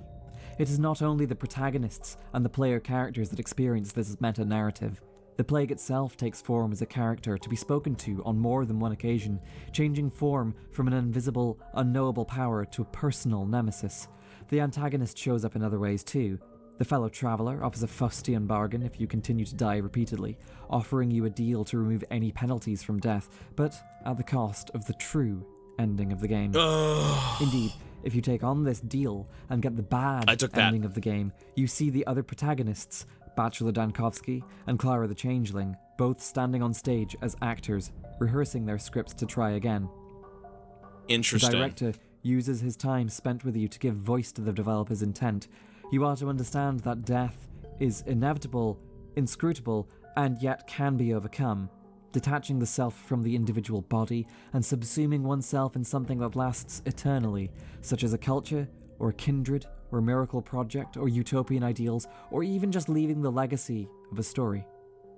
Suffering is not only an inevitable part of life, but a trial, and such fictionalized suffering is a means of coming to understand this trial and understand oneself. This toying with theatre technique and direct addressal of the audience is overtly metatextual. The play is explicitly not entirely real. It is a play. It is not like other games in which the in-game world is presented as quote-unquote real. Yeah, I was gonna say. The nature of your character as an actor playing Artemi Burak or as actually Artemi Burak is fluid. There is a fluctuation of boundaries between each layer of the fiction, and thus a blurring of those boundaries between fiction and reality. The game itself is to be understood and examined as a fiction, and its characters are to be analysed as fictional. The only real character amongst it is, explicitly, you. The play is self-evidently a tragedy, with you, the player, as protagonist. Though Artemi is your in-game avatar and has his own goals, the exploration of character flaws and weaknesses is an exploration of the player's weaknesses. Oh. It isn't just Artemi that fails to save everyone, it's you as a player. It's not only Artemi's flaws that are revealed through tragedy. It's yours. It's yours. That's pretty fucking interesting. That's why you actually get, like, cucked at the very end of the game as well by accepting this gift. Right? This game is forcing you to suffer. I mean, what if you don't suffer, though? What if you're just the goat and you don't actually have any flaws? What if Faker played this game and he was flawless? This is why the game is really good, just not good for stream. You know what, though? It still is it's to understand what people make, though. It's not like we've played. You know what this game really reminds me of? Although I do like the base story of the game, when you start breaking the fourth wall and, you know, oh, you're with Artemi's journey, but you're also kind of with your own journey, shit like that. That is cool. I don't know if I guess it does add to the game. It's a very interesting thing, but it kind of reminds me of, like, milk outside of a bag of milk. Where, in this game, there's just, as a base experience, how you enjoy the game versus kind of what's actually going on. I don't think I've ever hated a game that I've played, like, not enjoyed the game, but liked what was going on. Outside of milk, outside of a bag of milk, and maybe even this game. I liked aspects of this game, but, like, it's such a weird... The gameplay of this game is very disconnected from what you're actually doing. Sorry, what the game is putting out. It's just very... It's... I don't know, it's so strange. It's like... It's hard to view this as, like, one concise... It's a very... They hammer home what they want you to do. But at the same time, it's just so... it's so hard to explain. It's very hard to explain.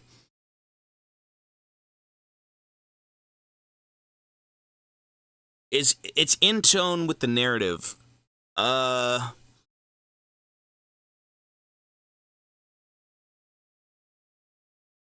sec. Let me, Surewire, with a Prime sub, thank you.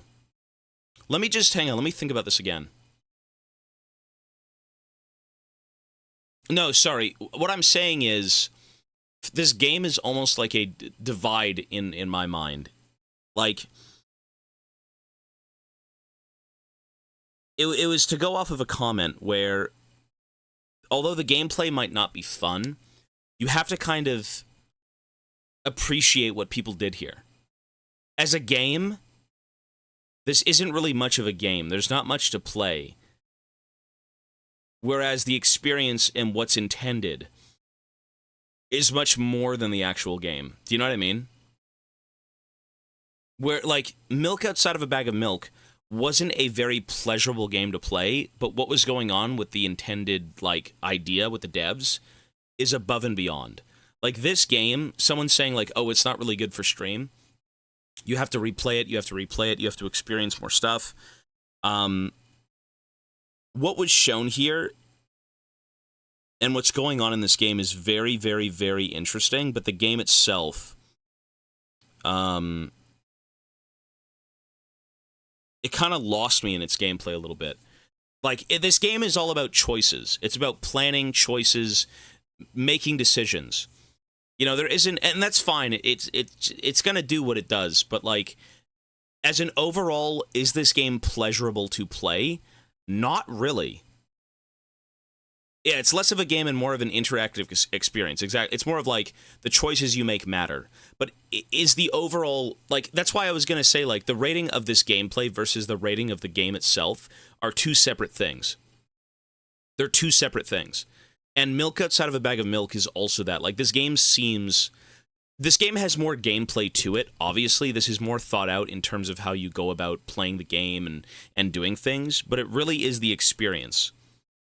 You know, it's really just, it's like it's an experience. That's the best way to put this game. It's a weird experience. There is gameplay to this game. There's the trading, there's the combat, there is stuff like that.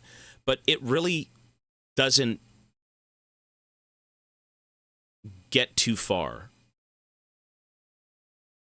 If that makes any sense.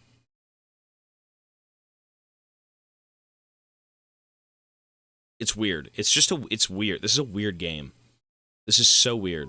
And you can't really truly experience this game all in one. With a lot of the games we've played, once you beat it, once you know the narrative, that's fine. But the thing is, with this game, you could say the true narrative of this game, in terms of its linear story, how things should play out, even though things aren't guaranteed to play out because you are in a play. You're the one playing it, and everything is just, you know, it could go off script with this and this and this and this. Everything is so open-ended, right? There is no... The story in itself, from what I've seen, is to save everyone. If you did everything perfectly, that to me is the true story of this game. Of course, that's not going to be the true story for everyone, or not true story, but the overall story, because there's so much going on. But the actual, you know, everyone lives, destroy the polyhedron. Everyone lives, destroy this. Or let it live, whatever it may be, right? Like, it's just such a... It's a story that is better told if you have to struggle through it. I don't think so. I feel like I disagree. I feel like the story of this game is good. I actually like what's going on. But they implemented mechanics where dying means more to the game than living. You get more out of it by dying. Do you know what I mean? Like, you don't see as much as the game has to offer if you keep living. You're supposed to fail. You're supposed to die.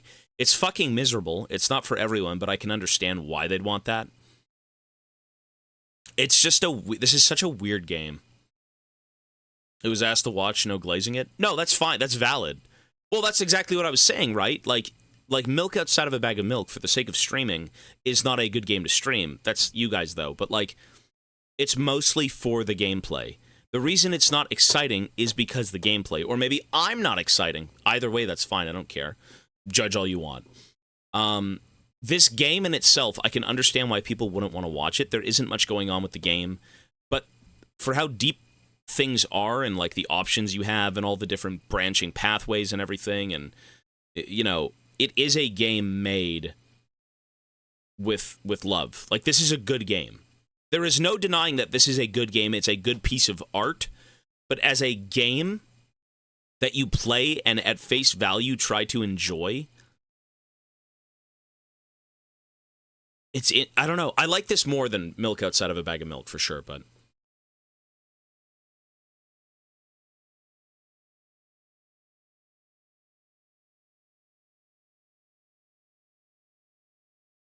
It's a game that is not very gamey.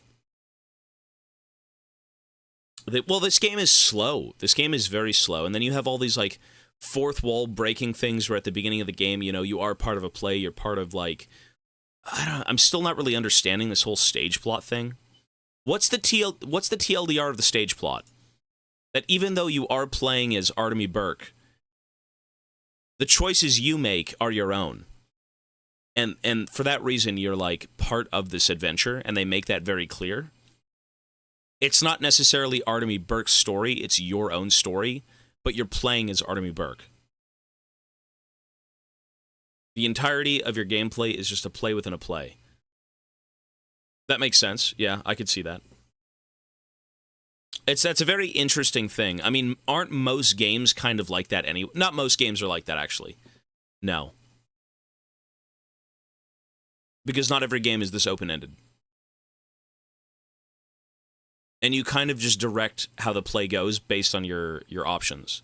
I get that. No, I get that's a very cool aspect of the game. I just feel like it doesn't matter that much. It's interesting, but like I don't feel like, oh my god, cinema. It's a play inside of a play. You play as Artemy Burke, who's playing his own story, but you're playing as Burke, so you're playing your own adventure. It's not like my mind isn't blown, but it's very interesting.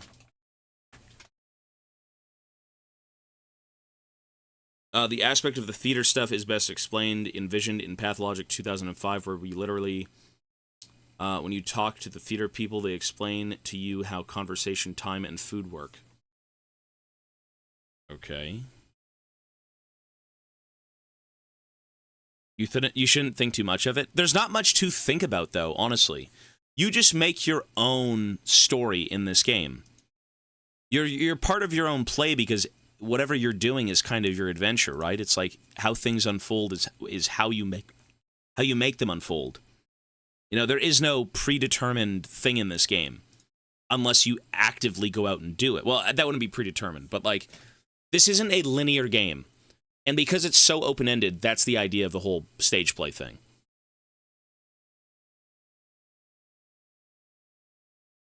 Your mind isn't blown because you didn't figure it out. If so, you would. You just watched a YouTube video that explained it to you. But I mean, how would you figure this game out unless you played it 10 times in a row and read every different dialogue and did every different thing? This game is so big. For the budget that went into this game, this shit does not feel like a $10 game. This shit feels like this is a very well thought out game. I will say that. Like, this game is made by people who really want to make something quite exceptional. The quality of game versus, like, how you can watch a clip of me being jank with a pistol. You know, like, fucking thing jams like 80 times in a row. It misses, stuff like that. The guy's, like, walking into a wall. But that is nothing as to the depth of, like, what these people have created. I like this game, actually. I think it's excellent. I think a game like this with a budget could have been so much more. And it's not to say that, oh my god, you guys had no money, you made a piece of shit. But, like, what is going on here? If you gave these people money, they would create a fucking incredible game. Easily. Like, this is cool stuff. It is cool. It's very, very interesting where you get to kind of, again, forge your own story, even though you have the endings to this game. You get to decide how the play goes. No, you increase this game's rating. It's not a 7.5. I'd say this game is like it's like an 8, man. It is. It's the gameplay itself, I think, drags on too much. They don't really introduce mechanics that I care for. But it's like, you can appreciate what these people have done. No, for sure. There's no doubt about that. There's no question in my mind that, like, this game is something special. This I would say, is like a hidden gem of a game. This game was a Kickstarter. This game is not a 5 or a 6. No, it's not. No, it's not. This game is a concept, and everything is very cool. The story is very cool. The love and care that went into this game, all you have to do is give these people money, and they will create something that is worthy of like a 9 to a 10. If you already don't think that this is a 9 or a 10. No, this is a cool fucking game. This is a hidden gem of a game, for sure. But this is a game that not everyone will appreciate. It's, you know what it reminds me of? It's like Death Stranding. Not that this game is like, oh my god, the BTs. But it's a game that you have to just go along with and expect nothing out of it. And then, you know, by the end of it all, if you can actually acknowledge what's happening, you're like, damn, that's original, that's cool, that's different, that's fresh. That's what this game is. This game is fresh. This isn't like anything I've played. Death Stranding is an incredible game. I really like Death Stranding. Like, this is... I don't think... I'm going to say this. This game is not a must-play. This is probably the worst game I've played in the event in terms of how do you sell this to people? You can't. How do you sell this to someone who doesn't have like an insane open mind about games? You know what I mean? Like, if you want to experience something so strange, this is kind of the game. But most people might not have the patience for this game.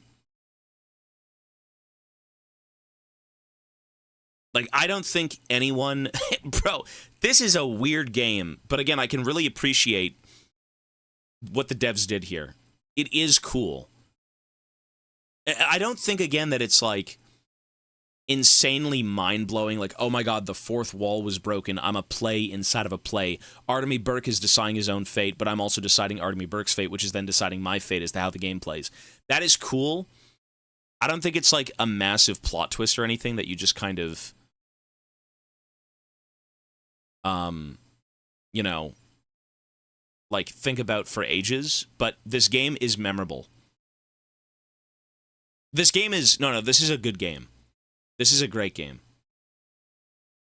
I'm going to give this game like an 8, honestly. I think it's very rough around the edges. This game is not perfect. This game is cheap as a motherfucker. This shit is Temu jank shit. Like, oh my god, it's cheap. It's a cheap-ass game. But it's one that has so much heart and soul poured into it. That's the crazy thing. If give these guys money and they'll make you something amazing. That's all I can say. Give these people voice actors. Give these people, like, you know, the ability to make this game polished, well-rounded, stuff like that. Like, everything here had passion. It had quality. It had depth. But the way you interact with the game might not be as pleasurable. You know? It's very layered like an onion. It's my experience, though. That's how I feel. Disco Elysium's on the list, yeah. This is why I enjoy Pathologic Classic HD over 2 and 3. No, I think this game is awesome. This is a great game. It didn't have enough money to fund it. I don't think I'd ever want to play... Well, how would that even be implemented? If it said you had to play as 2 separate characters who lived out 2 separate storylines, I mean, is it just the same experience of walking around with gameplay? They were making separate games for each. See, that would have been better. This is a very cool game. It's just incredibly rough around the edges, and for that reason, I still have to rate it based on my overall experience. That's kind of why I gave Milk Outside of a Bag of Milk 5, because the gameplay is so ass, but the story is so... Well, that would be like a straight down the middle. The story is good, but the gameplay is like crap. There's no gameplay. This game actually has enjoyable bits of gameplay. The problem is it doesn't evolve. The gameplay does not evolve, and I think that's not... I think that's a budget reason. That's more of a budget thing.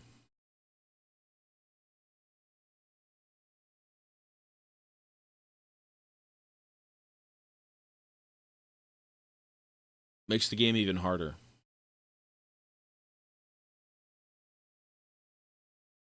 Now, if you like this game, I understand why. This takes a certain type of person, though, to go back and be like, I'm going to study this game. There is a lot here. I mean, fuck, even at the beginning of the game, I'm like, this shit's a 9, bro. I like the gameplay loop. I like the looting. I like saving people. I like learning about, you know, the town and what's going on, and the weird tribal people. You know, what the hell is this weird building, stuff like that. Like, this game is very fresh. It's cool. But again, still very rough around the edges. I think it's like an 8, man. It's like a 7.5. It's like an 8. It's like an 8. I think its depth deserves an 8. I think its quality of, like, all the different characters, all the different, like, branching pathways that you could take, saving people, people dying, you know, because of your choices that you make. Like, that is a cool thing that I don't think you see in many games. It isn't a linear story by any means, but there is a story that I think... if you did everything correct, you will get the true, like, ending. It's an 8. I think this game's an 8. Out of 10, what do you rate this game, folks? We're done with this video. I'm not going to finish watching it. I think I've accepted what this game truly is. If I've missed anything, I mean, we do miss stuff in games, but I think it's an 8. 8.56. I think it deserves a solid 7.5 to 8, to be honest, for how unique and fresh it is. But like, if you want to rate this game poorly, I think you rate it poorly solely based on like its gameplay. Its gameplay is just so. Bro, this is Temu. It's probably the worst game we've played gameplay-wise. I had the same gameplay, well, in terms of combat and stuff like that, but it's not really a combat-based game. 10 easy, actually. That's fucking pure cope. You think this game is as good as Red Dead Redemption? Oh, God forbid you have children. God forbid! Go play Red Dead Redemption, that's all I can say. There is no way this game's a 10! I think this game is very fresh. Well, to be fair, you know what? That's your opinion. Yes, in a different way. In a different way, I can understand that. For sure. But, I mean, Red Dead is just amazing. The music... Well, Red Dead had a budget, and it had, like, 300,000 more people working on that game than this game. I will say this, though. For what these people accomplished, this is a very fucking good game. The depth of this game is insane for how many people made it. The amount of work that went into, like, all the dialogue and the branching pathways. The lore of this game is cool. The fact that they, I think, created their own language of, you know, the kin. That's awesome. That's very, very cool. Now, this game is rich. This is a rich game, but it needs a bit of a budget, I think, to really hammer out a few more problems. I was hoping that it would be more of a... You know, it really just became a survival sim turned... You know, it's a storied game, but there is survival aspects. That's why I talked about Subnautica, where Subnautica's like you go around, you do things, and then you have these very important plots that you have to go after, right? Save this, save this, save this, save this. I really like the survival aspect of this game, but I feel like if it was more refined, more polished, the gameplay needed to be a little bit more interesting in the end, because it is just the same thing over and over. There's no advancements in gameplay whatsoever. You're a doctor and you save people, but the way you save people is kind of boring. You know, it gives you different options. It's like, okay, well, I can harvest organs and do this and pick plants and do this. I can try and save people. I can reduce, you know, this and that. And I think it's great, but the gameplay itself doesn't evolve. It doesn't go anywhere in the later stages of the game. Try not to talk about Subnautica for 10 minutes, impossible challenge. It's that good of a game, though. Maine, hello, sir. No, it is so much work. This is probably the most impressive game I've ever seen with branching pathways. It is not skimped on at all. When I played this game, and I experienced probably, what, 20% of the game? Maybe 20% of the game. Doesn't really affect the ending. That was another thing. That was, you know what? I thought with me saving people, it would influence some of the... Well, it does, I guess, influence a little bit of the game, but like in a more meaningful way. 20% how so little? Well, that's how much content there is in this game. You miss so much in this game. There's so much to do in this game that, like, how many playthroughs to 100% this game? For people who've beaten this game, how many playthroughs would you have to do to get 100% of the content? 5? Like 3, 4?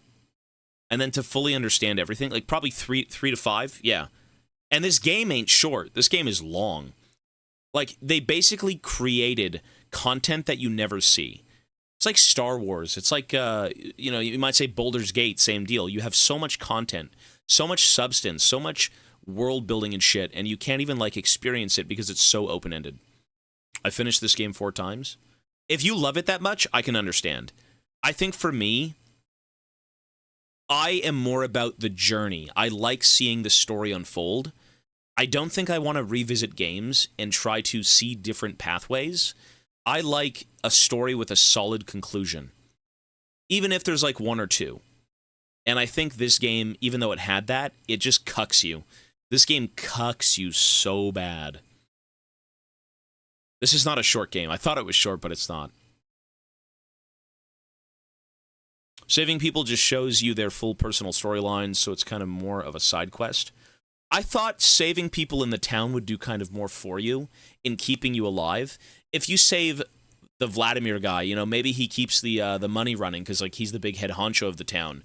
Or if you end up saving, you know, the girl, fucking Grace, like, you can converse with the dead some more or something. I feel like maybe if there was a little bit more there, you know, again, money. If these guys had, like, the funding and they had a little bit more time to kind of hammer out some of the gameplay aspects, you don't need to upgrade the story of this game or its content in terms of, you know, different branching pathways or anything. I think where this game suffered from the most is the gameplay. I think that's truly where it was a problem. Still a great game to play, but it drags on and goes nowhere. The gunplay is fucking pure shit. The looting system is fun, although repetitive and kind of doesn't go anywhere. Like, you know, but the story itself and what's going on is amazing. A massive amount of work. That's exactly what this is. You know what? I actually would play Pathologic 3. I would give Pathologic 3 a try. I don't know how much more the game's improved in terms of, like, a standard playthrough, in terms of, did I enjoy this? You're to say the combat was intentionally painful.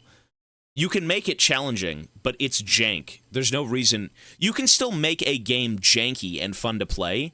This game is jank as fuck.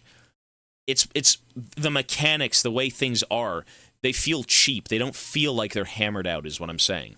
I'm not talking about the difficulty. The combat is intentionally painful, but it's so janky. The gunplay is doo-doo ass. The way NPCs run around is doo-doo ass. You know, it's... Northern Journey is jank, but the gameplay is so much better. It's more refined. It's smoother.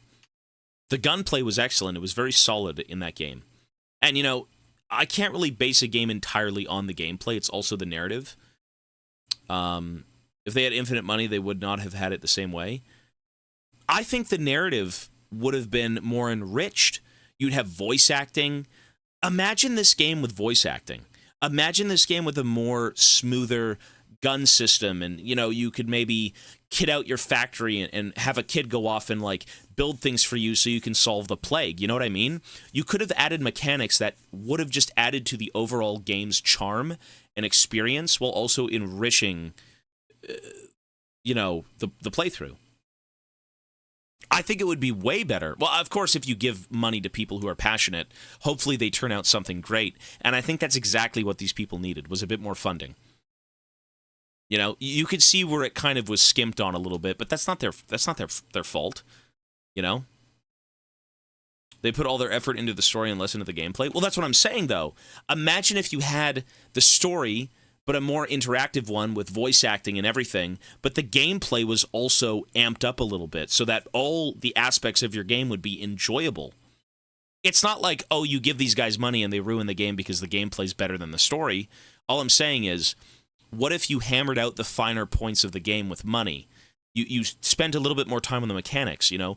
Again, bring in voice actors, voice act everything. Animations, whatever it may be. That's all I'm saying. Like, I'm not... There's nothing else to say in regards to that. It's just a positive thing. But you can't blame them for not having the money. You know, people don't have money to make games all the time, and I think these are devs that actually made something incredible, but the biggest thing that weighs it down is its gameplay in the end. I'm going to leave it at that. The game doesn't evolve outside of the story, and that's fine, but as an overall pleasurable experience, it's like a 7.5 to 8. I think that's where I want to be. 7.5, 8. If anything, it's an 8. I mean, 10 for its uniqueness and how deep the game truly goes, but if the game isn't fun to play, it is hard to enjoy the game. Even if you're along for the journey, if you don't enjoy playing the game, but you say I'm in for the narrative, you may not like it as much. I think that's a fair thing to say. I actually, you know what's interesting? A lot of people hate Death Stranding, but the main problem with Death Stranding for a lot of people was the gameplay. I really liked the gameplay. I thought the gameplay played perfectly into the story. You're delivering packages, you're doing things, it has a purpose. It's hammered out, it's pretty clean. You know, it is a pleasurable game to play. It's smooth. Also, it's $50 billion. This game's probably 5 cents. So, you know. The Walloper, 3 months, thank you. The main part of this game is to suffer. But at least let me suffer without the Temu experience, is what I'm saying. I can suffer, and suffering is fine, but the way you suffer, with how jank the game is different from the intended suffering. Did they make the game intentionally dogshit jank because that's how they want you to suffer? Or is it suffering because the game is actually hard? There's a difference. You know what I mean? I missed a donation. Sorry, Tripull with a $17 donation. By God! He said, "Hello, Tobias. How are you this fine Wednesday?" I'm very good, man. Thank you. Are there any plans for more non-league edits on YouTube? Elden Ring would be sick. For edits, I'm not sure. We do have VODs up on the channels of the games. But for edits, I'm not entirely sure. But dude, Tripull with a $17 donation. Very, very kind of you, man. I don't know if you're still here. Please let me know. I will spin the wheel if you'd like. You let me know, man. But thanks again, bro. You are here. Awesome. Would you like a spin? Let me add your minutes. You know, you can't blame a game. You know what's interesting, though, is Northern Journey had such great gameplay. The story was a little bit more fairy tale-esque. You know, it wasn't really a game you had to think about too much.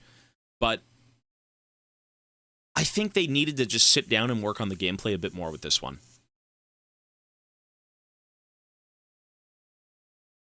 That's what I'll say. Would you rate it lower if you take the lack of marketability and add it into the rating? Maybe you like it at an 8, but I think most people don't want to slog through a game like this or DS that is lacking in game or satisfaction. Like, this game is an 8 for you, but maybe a 6.5 for the majority of gamers. At face value, this game is pretty low. If you want to play this game at face value, I think if you like Subnautica and you like survival and mystery, this game is great. Once the entire package comes into effect, once you can truly sit down and say, I appreciate it from a narrative perspective, from this, per this, per this. Once you've understood the game, it gets a good rating.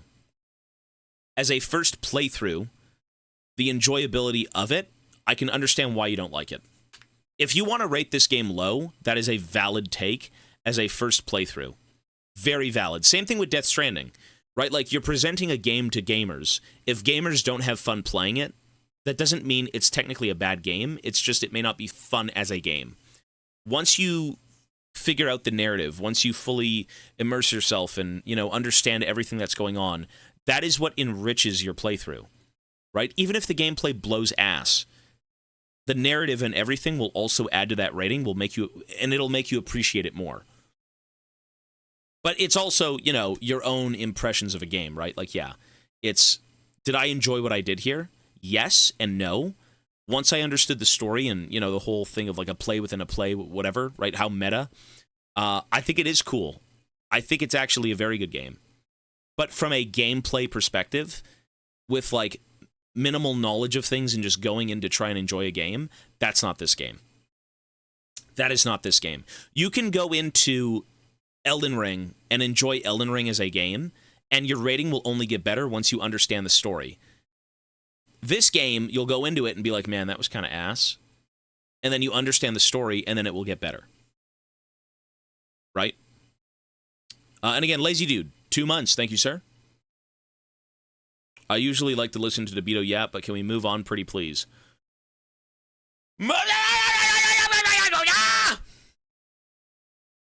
Listen.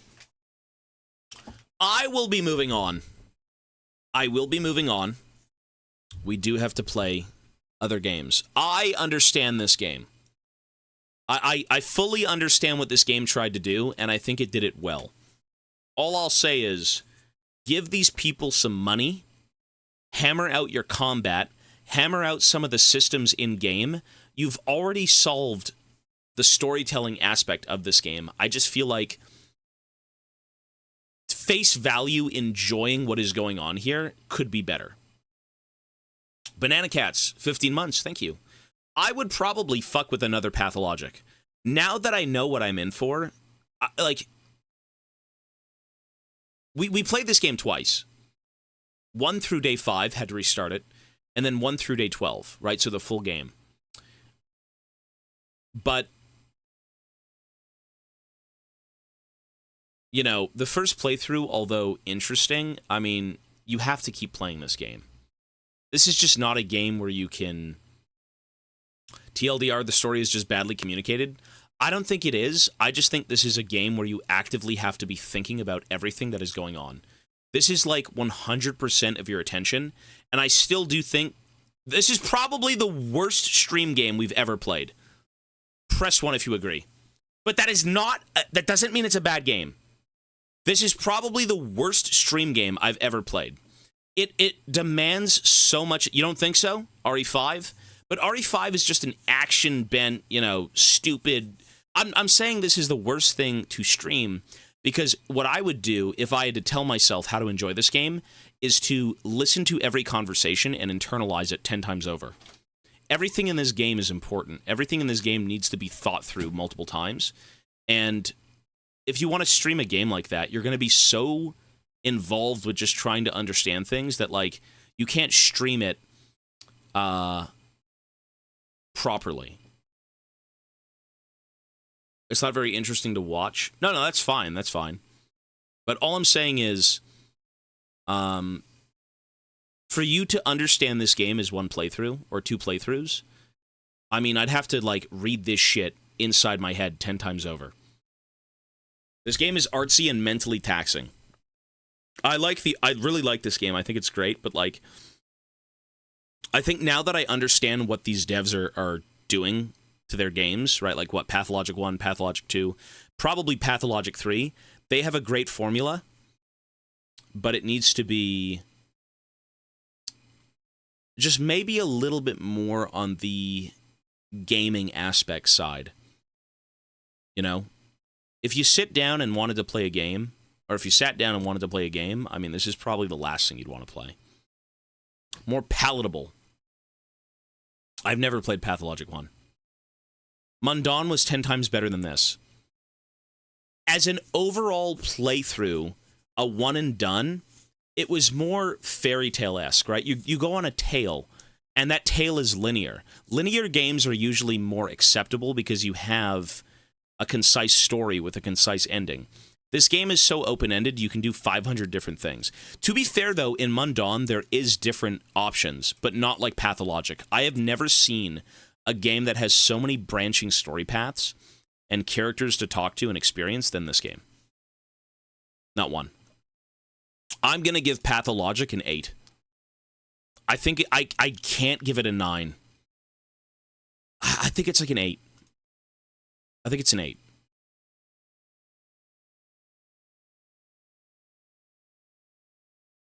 There's no shortness of, like, quality in the game at all, outside of its, like, gameplay. What other games did we give an 8? Let's see. I'm just curious. Because, like, if I gave that game an 8, what is that comparable to?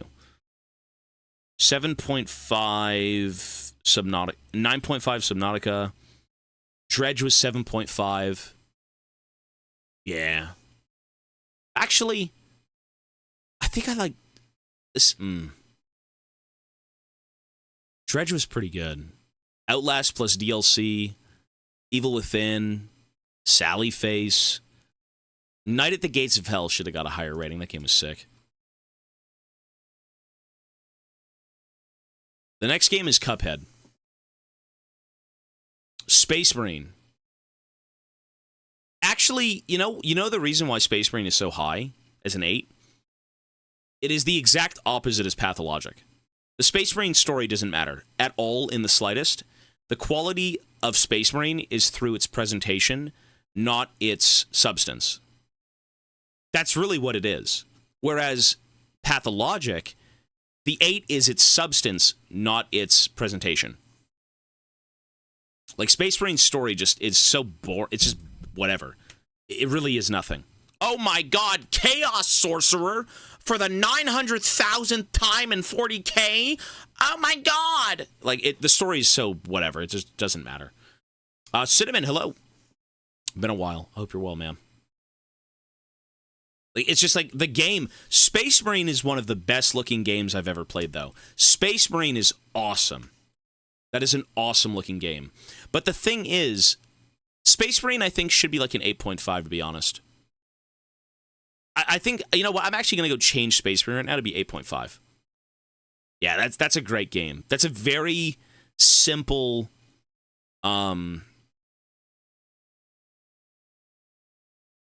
it's a very simple game, but it does a lot with being simple.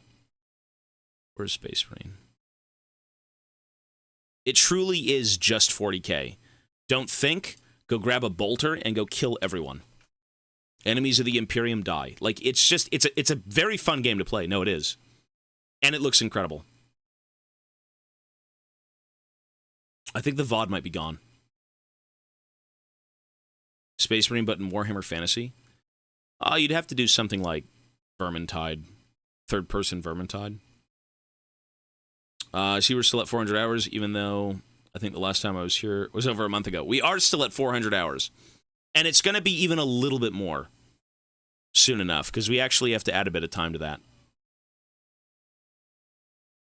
There is no Space Marine equivalent in fantasy. No, there's not. Signalis was okay. I think Signalis was more... I think it had decent gameplay with a decent story, but something about that game... I think the game is quality. I think Signalis is a great game. But for some reason, I didn't enjoy the playthrough, and I think it's because the gameplay became too stagnant. I think that's what it was. It's insane to say that, but, like,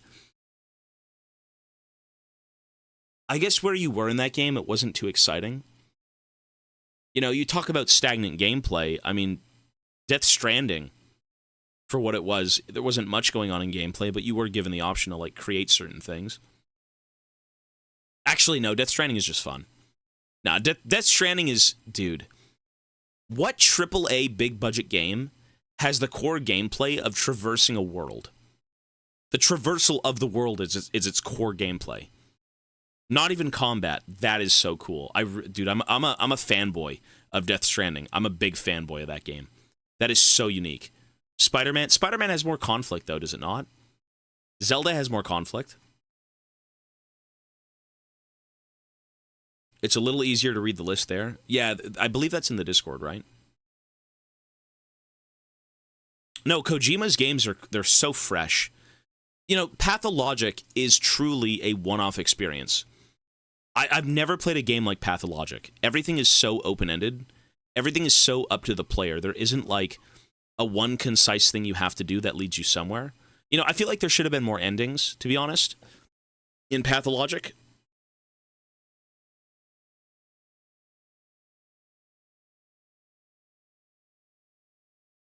It's just a very cool game. It's a well-thought-out game. But at the same time, I thought there'd be more going on. I wanted to see creatures and things like that. I guess I was wrong. What was your ending? I didn't get one. I lost my ending.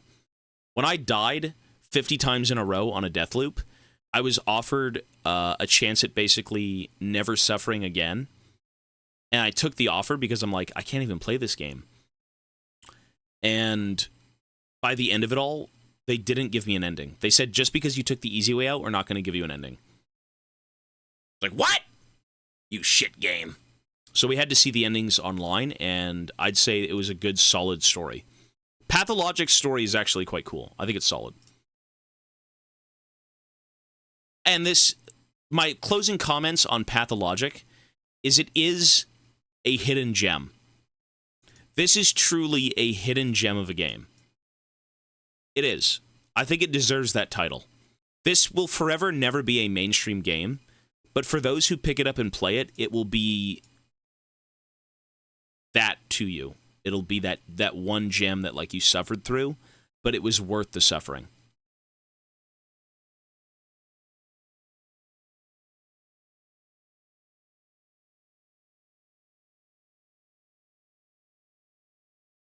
Northern Journey was a 7.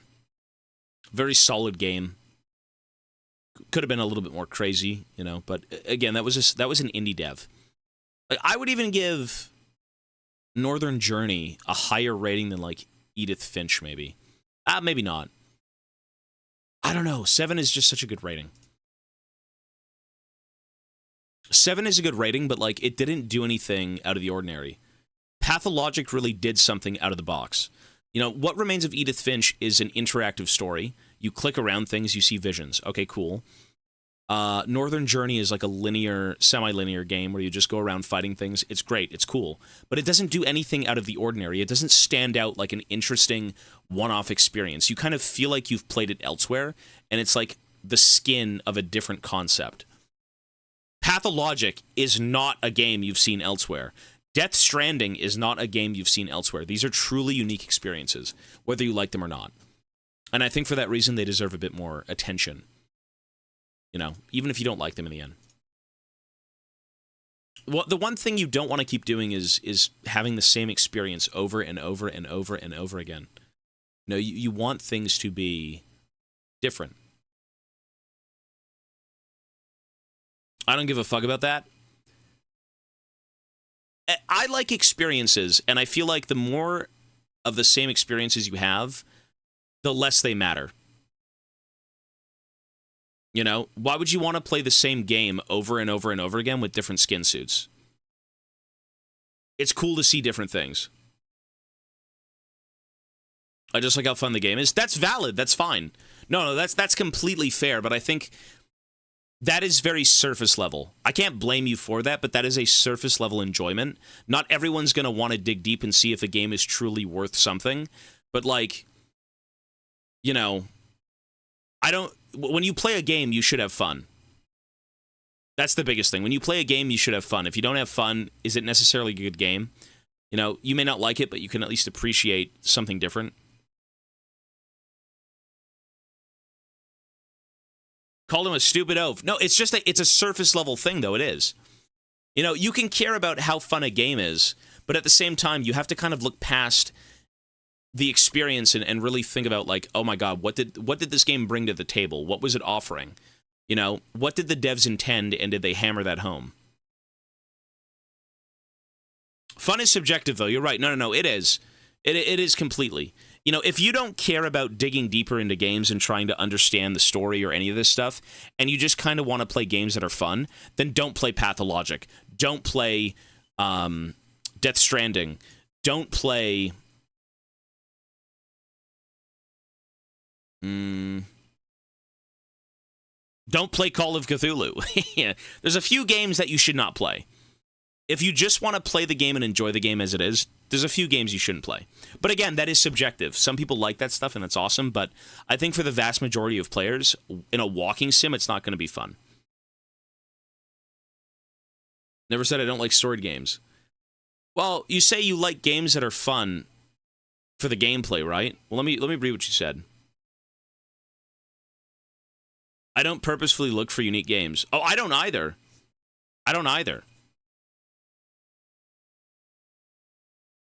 I just like the game is fun. Fun assuming that it's the gameplay that makes it fun, no? Is it fun in the sense of like, oh my god, this story is so crazy, it's fun? I just assumed it was gameplay when you said fun. Fun is subjective, though, whatever that means to you. I guess that's why. Colony Simulators. It was the Scholar Edition. Okay, folks, we have an option here. Should we start tomorrow Cuphead entirely? We're done with Pathologic, folks. That's it. If you suffered, the suffering is over.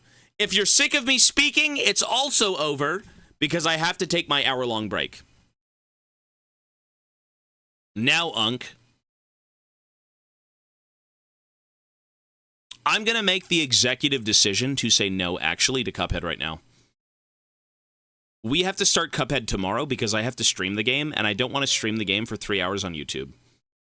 I want a full day of streaming. And we haven't played League today, and we haven't played League probably in about 3-4 days. An hour-long break at the middle of a subathon? I haven't seen the cinematic now. Bro asked and then made his own choice. Well, I was curious. You know, three people said they wanted Cuphead. 3 people! Which, that's amazing. I like everyone's input, but I think for the sake of recording it, it doesn't make sense to do Cuphead. I'm not going to stream Cuphead for 3 hours. I want to experience it from, like, a full day's perspective. You know, like, start in the morning, end at night. We've got a VOD channel, yeah. It's Tobias Fate VODs. No, we didn't poll it. I don't want to just start a game and then say, hey, guys, 3-hour VOD, and then I end it, and then, you know, do 9 hours tomorrow. Full day is definitely the way. It is. Ever since I thought about, you know, recording VODs and doing things on YouTube, not like I'm a YouTuber now or anything, but saving the content, I want longer VODs. You'll be stuck on a boss for 3 hours. Even better to start it tomorrow if that's the case. How about this? I know we're all pissed off, but we can at least rejoice over this song. One sec. We can all rejoice over this song. Ooh, I miss that game. Bro, if there was one game I wish I could re-experience, it'd be Red Dead. It really is. It is just profound, bro. It is just that game. It is that guy. Red Dead Redemption is that guy. I miss Arthur. No, not the zombie one. The zombie one sucked. The zombie one was just nothing. This is a common sentiment. It's that good! Subnautica is amazing too, but like... I mean, it's just... Red Dead is just so... It's from the heart, man. It's from the heart. You found it kind of boring? I was so immersed in the story. I want these people to live, and they're not even alive. They're fake, made-up characters. 2 is more goated than 1, but 1 finishes the story quite well. That's just so good, bro. Red Dead is my favorite game of all time. I'm saying it right now. Red Dead Redemption's story is just so badass and horrible and sad and happy. It's just everything. And everyone you meet in that game, I can still hear Dutch's voice. I miss Dutch. You know, I got a plan, Arthur. I got a plan. Everyone's dancing and singing around the campfire and shit. Dude, it's just, it was like a family, bro. I miss Dutch. Even if Dutch was a freak, like, it's just so, it's such a wholesome and fucked up game. It's wholesome until it's not. I'm gonna cry. Boring-ass gameplay. I really liked the gameplay, because the gameplay complemented the story completely. I loved it. I thought it was amazing. I don't think the gameplay could have been anything different. The UI was shit. Some of the buttons you pressed didn't matter, but like... Well, I said some of the gameplay aspects were cheap and archaic, but like the gameplay was good. I liked it. It was slow. Feels real and immersive. Probably the most impressive characters I've ever seen in a game in terms of writing and presentation. Like, it's just... Red Dead Redemption 2 wasn't boring, it was repetitive. I disagree. I actually will... You know what? You could say repetitive because some of the gameplay mechanics didn't go anywhere. But, like, they don't need to when the story is that rich. You're just a guy living in a world trying to do things with people. You know? I don't know. I really like that game, man. It was damn near perfect. It's not a perfect game, but it was damn near perfect. Red Dead is literally GTA in a cowboy setting. It just feels so much more grounded and from the heart. Listen, the last time I played Grand Theft Auto, I was fucking CJ running around gunning down gang members. That's not the same thing as, like, Red Dead. Like, yeah, you gun down gang members in Red Dead, but, like... I mean, I guess I haven't played the latest Grand Theft Autos, but, like, there's something about that time period, you know, late 1800s.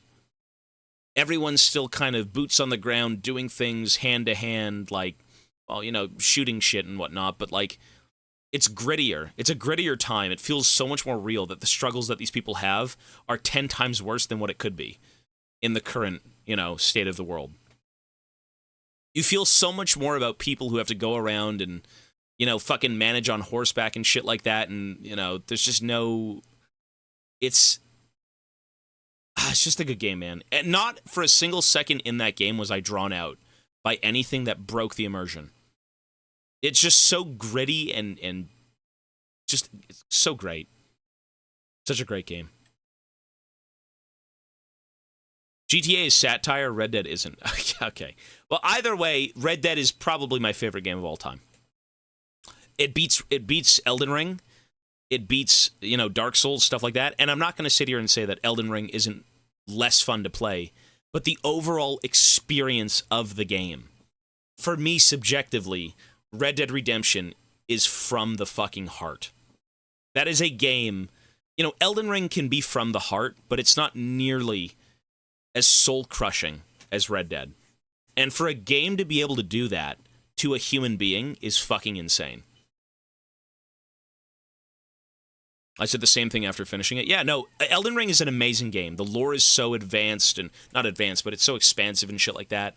But for a game to make you break down in tears and care about the characters, it's such a different feeling than like, oh my god, that was so fun, I just killed a boss, it took 10 hours. Like, everything in Red Dead, like, beating Millennia pales in comparison to what you do in Red Dead. It pales in comparison. But again, Elden Ring is still that incredible. I was so sad when I ended Red Dead 2. Well, I guess it's both. Red Dead 1 and Red Dead 2. Well, we are playing The Last of Us. That's the next big game that'll hopefully start this weekend. Well, I've never played God of War, the new one, so I can't judge it. But I will say this. I mean, you cannot hate Red Dead Redemption. If you do, that is an objective. That's just untrue. It's objectively untrue. Like, it's you could dislike the gameplay, but like the soul of that game is incredible. Folks, I'm just gonna play League, and then later tonight we'll take the break. Yeah, later tonight we'll take the break. Probably at about 8. So I'll end stream early. Not early, but I'll end the stream, and, we usually leave at 9, so it'll be 8 instead. I'll take my hour. All right, let's go play League. Cuphead is tomorrow. Yeah. Oh, the devs cared a lot about Red Dead. Oh, that game is... You know what, dude? Oh, Death Stranding. What did I give Death Stranding? Hang on. A 9.5? Yeah, justified. Dude, the intro with the music. Oh. One sec.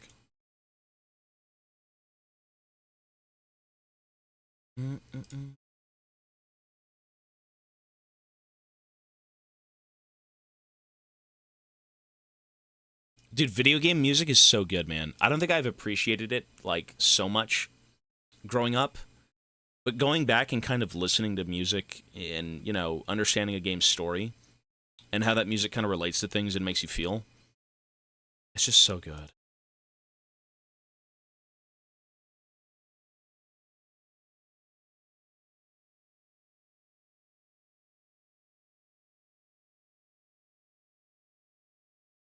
I mean, speaking of budget and music again, imagine if Pathologic had music.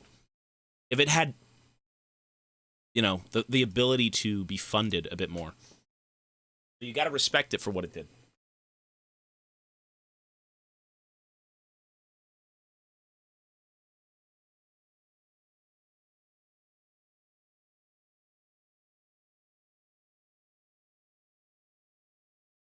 Last of Us is on the list. Yeah, one sec, sorry.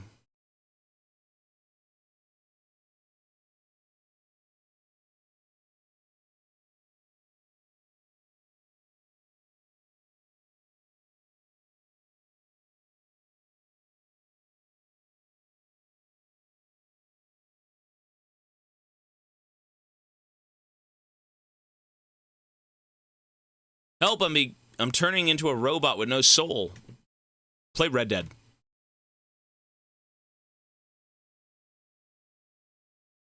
Okay, let's update League.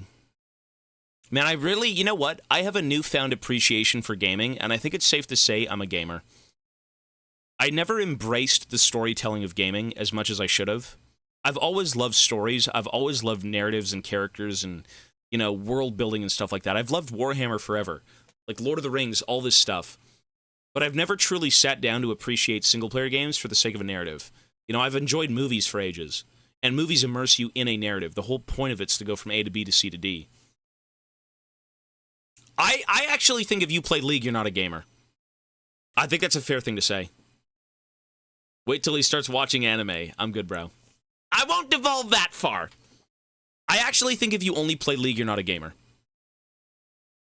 Actually, you know what? You're a gamer, but you're like the most surface-level gamer out there. And there's nothing wrong with that. There's nothing wrong with that.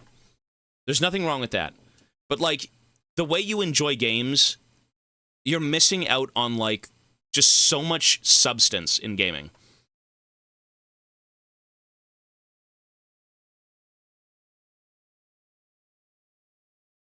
People who only play competitive games are not gamers. I think they're the truest form of gamer. In terms of, you know, you don't always play games for the narratives. I think what gaming has become is, you know, it's like an esport. It's like you're the, who would you call a gamer? Someone who plays Fortnite, League of Legends, Overwatch, and Valorant, or someone who played Pathologic 2. What sounds like more of a gamer to you? Well, you say any of them. That is true, all of them. But both of them, yes. But what I'm saying is, there is a layer that someone who has played only those esports-driven games have not experienced yet. That's what I'm saying. There's a big difference in playing League of Legends than there is playing an actual, you know, narrative game. They're two different genres, obviously, but one of them is created for gamers to be gamers. The other one is created for people to experience something and still be gamers. You're still, you know, enjoying it, and I hope you do, because that's what life's about. You know, life's not a competition or anything like, oh, I'm more of a gamer than you. But I feel like you will appreciate gaming more if you play single-player games.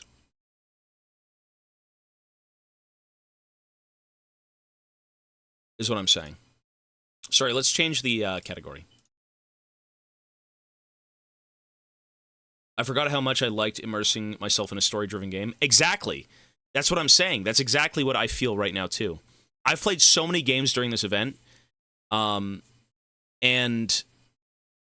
you forget about the story. Well, there's no storytelling in League of Legends. That's Runeterra.